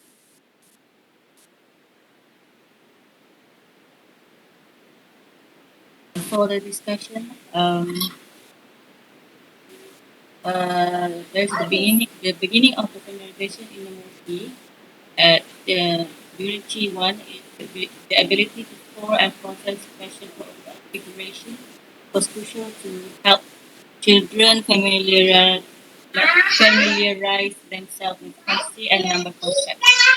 And at the end of the first grade, at T2, instead, the children's performance was strongly founded on previous domain-specific knowledge that the performance on the early numerical competence test was the only significant predictor.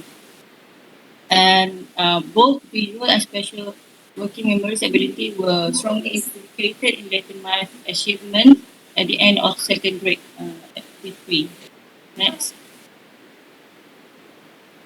It is confirmed that the passive memory literature showing that the link between numbers and space is particularly important for the development of numerical cognition, and show the special active working memory contributes to the formation of the first and mostly in special numerical representations at the early stage of math learning. Okay, next. So from this paper, we know that both domain-specific knowledge and domain general variables are implied in the initial math learning process, but with different weights along time. So the involvement of general domain abilities in early math performance can be better understood within the framework of active working memory models, in which the spatial and visual components are kept separate. And also the relationship between the visual spatial working memory variables and initial math learning is important to identify the strengths and weaknesses in children with early math difficulties. So next.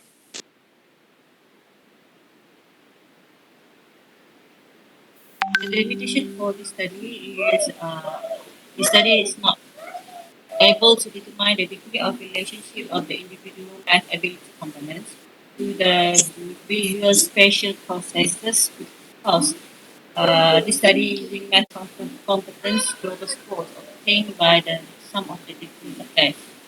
And for the future suggestion, it is to suggest that future studies will examine the detail of the individual's contribution of different math abilities to the visual study working memories, visual spatial working memories components in the early math development stages. And larger numbers of subjects and tasks and experiment for using larger number of subjects and tasks that and extended for longer time span of study. That's all from us. All right. Okay. So thank you, Group Two, for your presentations on how visual spatial memory can help in numerical cognition. Okay. So now we go to Group Three. Okay, please we do it quickly.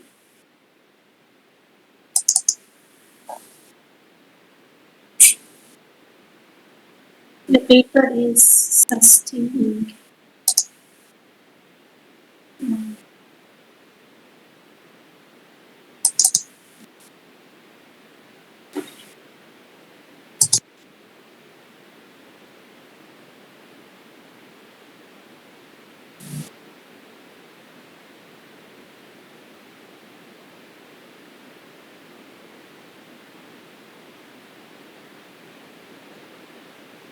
All right.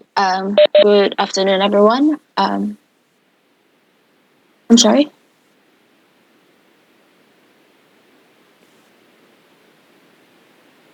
Can you still see it? Sorry. All right.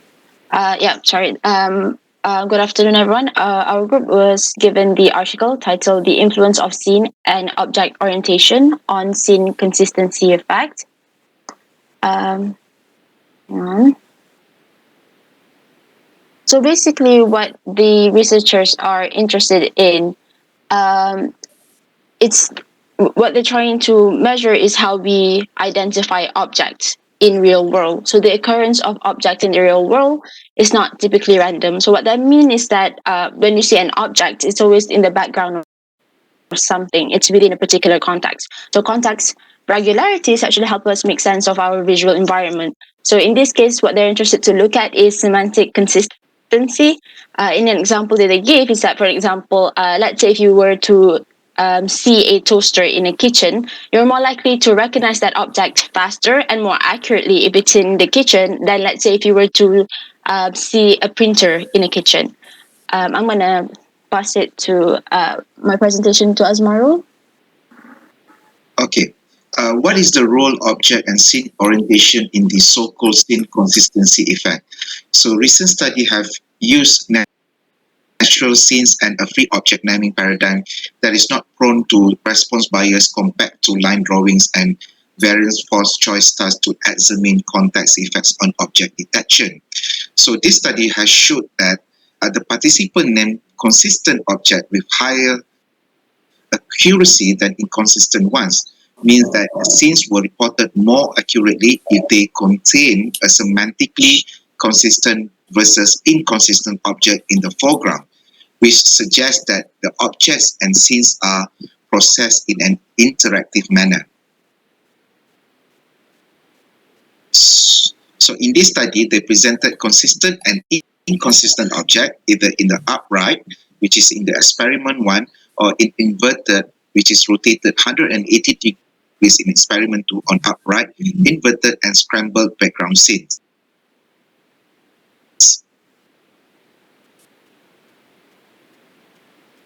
Next, please.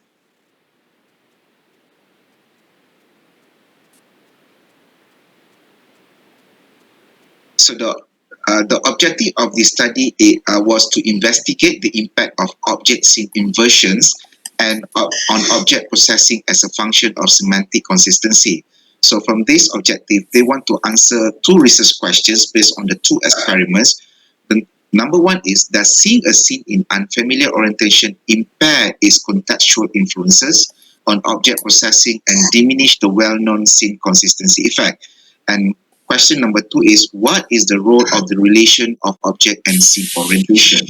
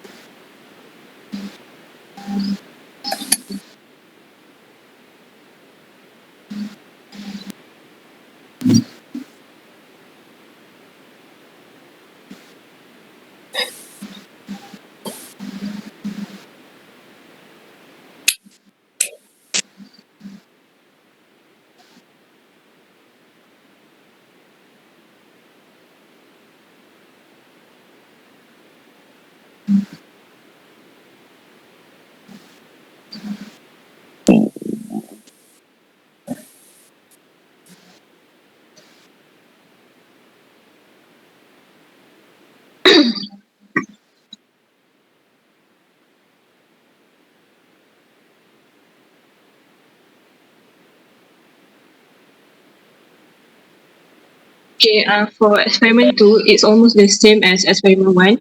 The difference is experiment 2, they use inverted object. So the participants were presented with consistent and inconsistent inverted objects on upright scenes, inverted scenes and scrambled scenes. The study generated an inverted version of each scene by rotating the scene 180 degrees in the picture plane, and a scrambled version, which is the control condition, by randomly rearranging all pixels of the original scene. So in both experiments, they were instructed to name the objects as precisely as possible and enter their best guess if they had missed an object or were uncertain about the response. The responses were self-paced and validated via a key press. At the end of each trial, the participants were asked how confident they were about their response on a scale from 1 very unconfident to 6 very confident. So I'll pass to results.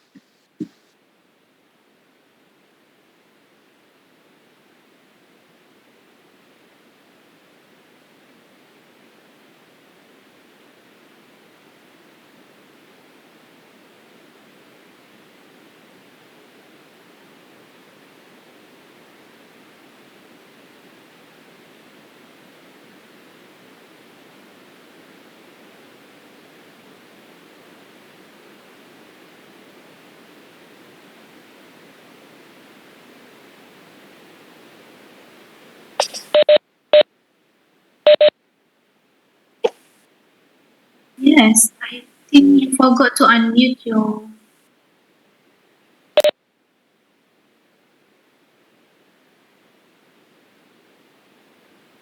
Who should be speaking right now? It should be still. I'm talking. Oh, okay. But So we it's, cannot hear you. yeah, we cannot hear you. Yeah, it's okay. Maybe we can skip Suba part. Okay, hang on. All right.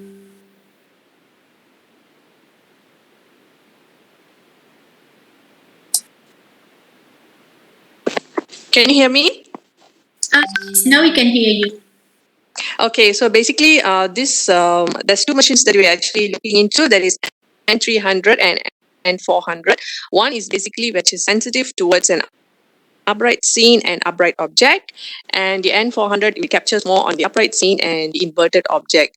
So as you can see from the diagram on the blue, the head, the round ones on your right hand side, the N300 basically it doesn't show much of inconsistency compared to the N400. And going to the result number 2. Next page, please. All right, so basically, and here you can see comparing to the earlier picture, this is the upright scene and inverted object result, where you can see the comparison compared to the earlier ones, where you can see it shows the graph here, and the topographic diagram shows a real capture image on the inconsistency and consistency. When that means it captures more when the object was inverted, it captures more of it. It was more sensitive when you like, this image is inverted, that kind of thing. So that's what basically I can discuss on this result part. So probably Divya is doing the conclusion. Thank you. Okay, as for the conclusion, from the behavioral findings, it suggests that while upright scenes modulated object recognition, irrespective of the object orientation, only inverted scenes can modulate the recognition of inverted objects. And as for the lack of N300, the effect for inverted objects on inverted scenes provides first evidence that object scene inversion causes contextual influences to occur later in time, possibly driven by delayed or impaired scene gist processing. And as for the final, the orientation of the objects of both the objects and scene, as well as the relationship to each other, modulate ongoing object identification. Thank you. All right. So thank you, Team 3. Okay, on your presentations about consistency on human perception. And I think one thing that you need to know, other than consistency, in literature, it has also mentioned or used the word congruity and incongruity. Okay, consistency and inconsistency. All right. So we go to group number 4, the paper on sustained. I think it's about scene consistency as well. Okay, ataupun contextual processing. Scene consistency. Okay.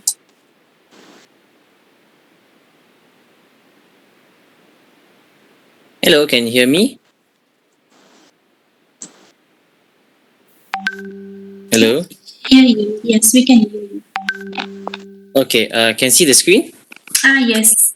Okay, hi everyone. We are group 4. We are going to present regarding the, does object view influence the scene consistency effect? So basically, what is scene consistency effect? Basically, when you have an object and then you have like a background, like an environment, that's like a scene. So it can be defined as the regularity with an object appears with a particular background, which greatly affects the object recognition. Okay, so previous traditional research on scene consistency effect only used clearly recognizable object stimuli to show mutually interactive context effects for both the object and background components on the scene perception. But then in real life situation, normally object is always viewed in different different viewpoints, including like accidental and hard to recognize ones. So in this study, they want to actually find out more regarding this particular phenomena lah. Okay, so I will pass on to the next presenter to explain a little bit more on how they do about this experiment.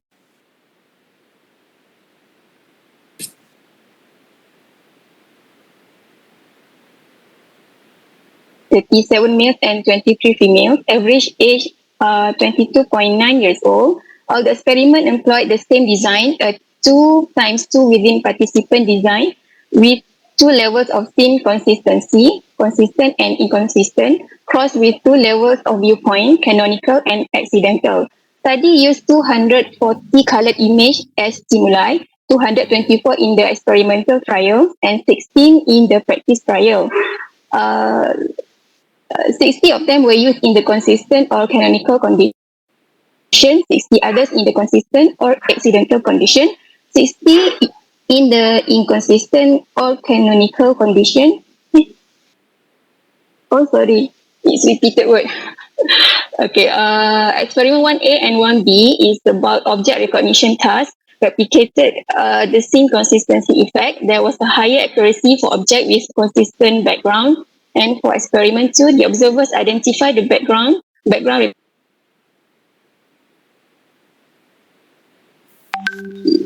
Next. Okay, this is just the figure.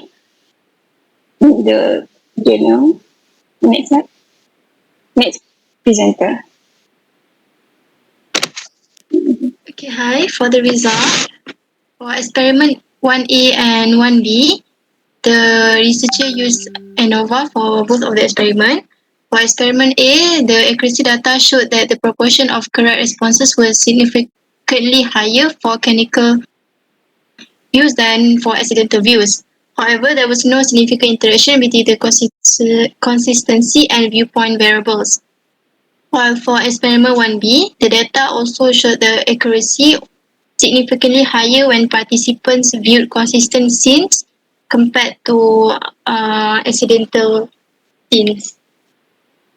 Then the researcher used a paired sample t-test to compare both of experiment 1A and 1B, and the results show that the consistency variable yield a significant effect in the accidental view condition but not in the canonical view condition.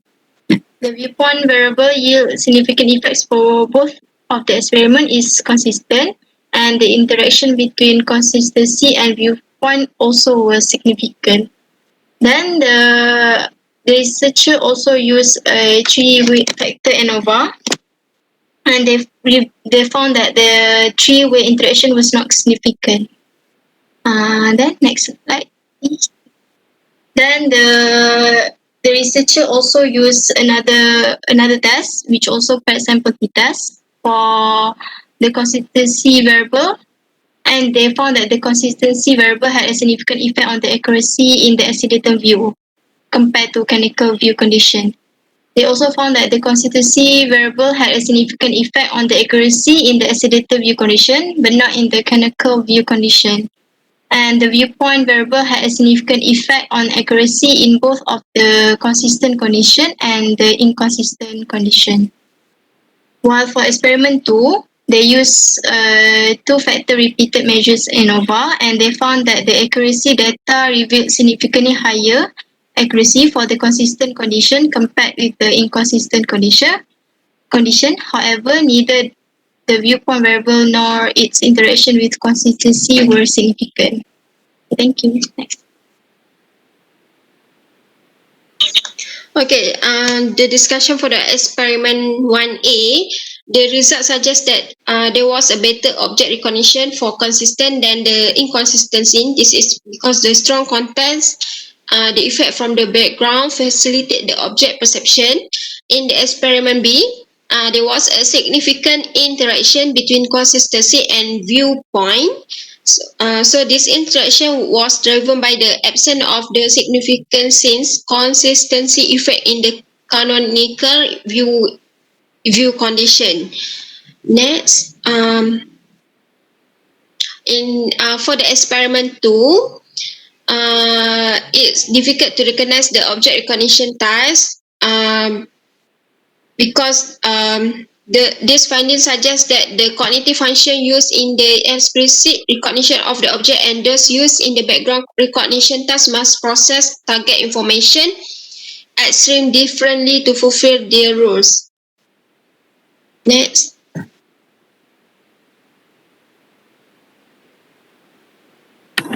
Okay, so for the conclusion part, the result from this study shows that object viewpoint have no effect at all, while the scene consistency effect was observed. So specifically, the canonical and accidental views both equally provided contextual information for scene perception. But these findings suggested that the mechanism for conscious recognitions of object could be dissociated from the mechanism for visual analysis of object image that were part of a scene. So the context that the object image provided may have been derived from its view invariant, relatively low-level visual features, for example, color, rather than its semantic information. So that's all from our group. Thank you. All right. Okay. So thing 4, I think you missed a very important point here, where when you skip the slide where it discuss about the consistent and inconsistent conditions. So can you explain or show us again the slide of the stimuli that they use, and explain to us what are the accidental, canonical, okay, because actually the aim of this activity is that I want to expose you to trends, okay, what people are doing in this spatial cognition topics. Okay, so can you please explain this? Mm-hmm.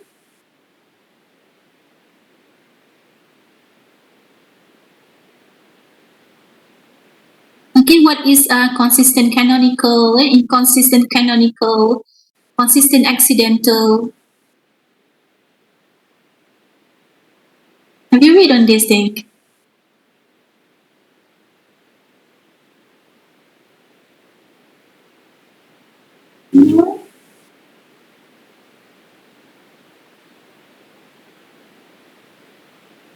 Doctor, can I read from the journal?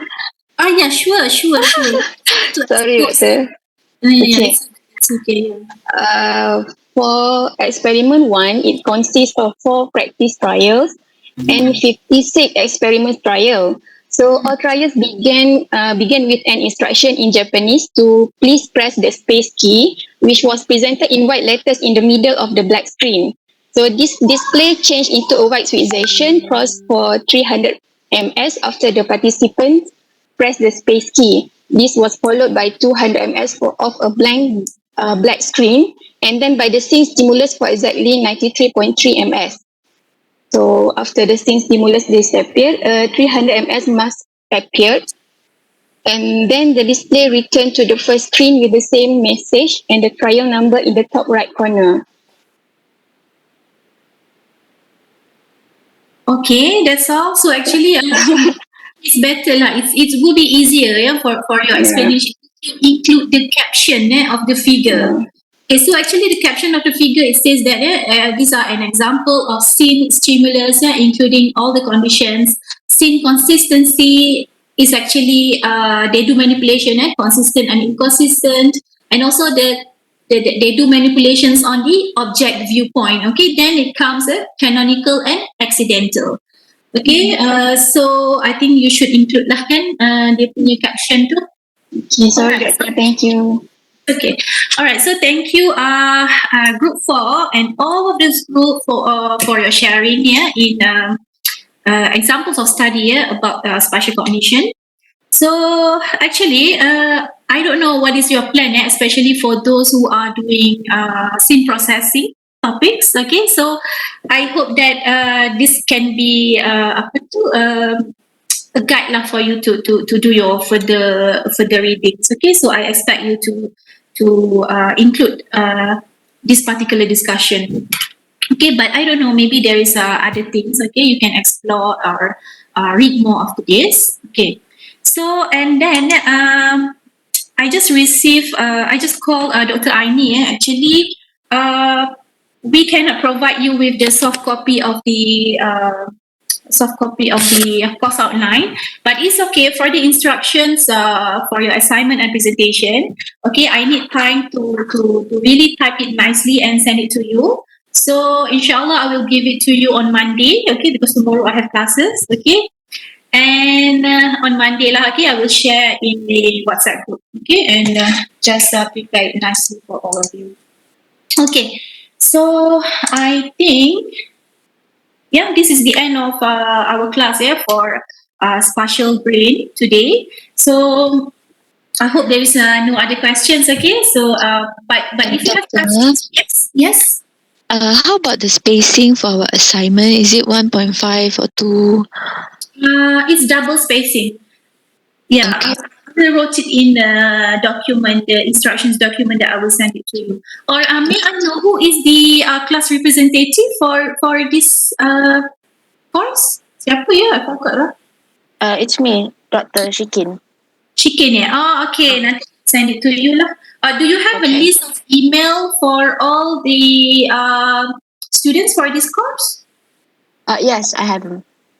Okay. So I will email it personally to you, and then you can send it to your friends. Yeah. Nanti Monday ke petang sikit. Okay. Okay. Okay. So okay. I wish you all the best. Yeah. With your written assignment and also your presentation. I'm sorry that I didn't know that you didn't get the copy of the instructions. So yeah, I believe that you can do it well. Okay, so please work together. Okay, in harmony. Okay, and I think that's all. Okay, take care everyone and stay safe. Okay, for those who are taking GCN504, see you tomorrow evening. Okay, and we may start at 8:20 lah. Okay, solat first. All right. So goodbye.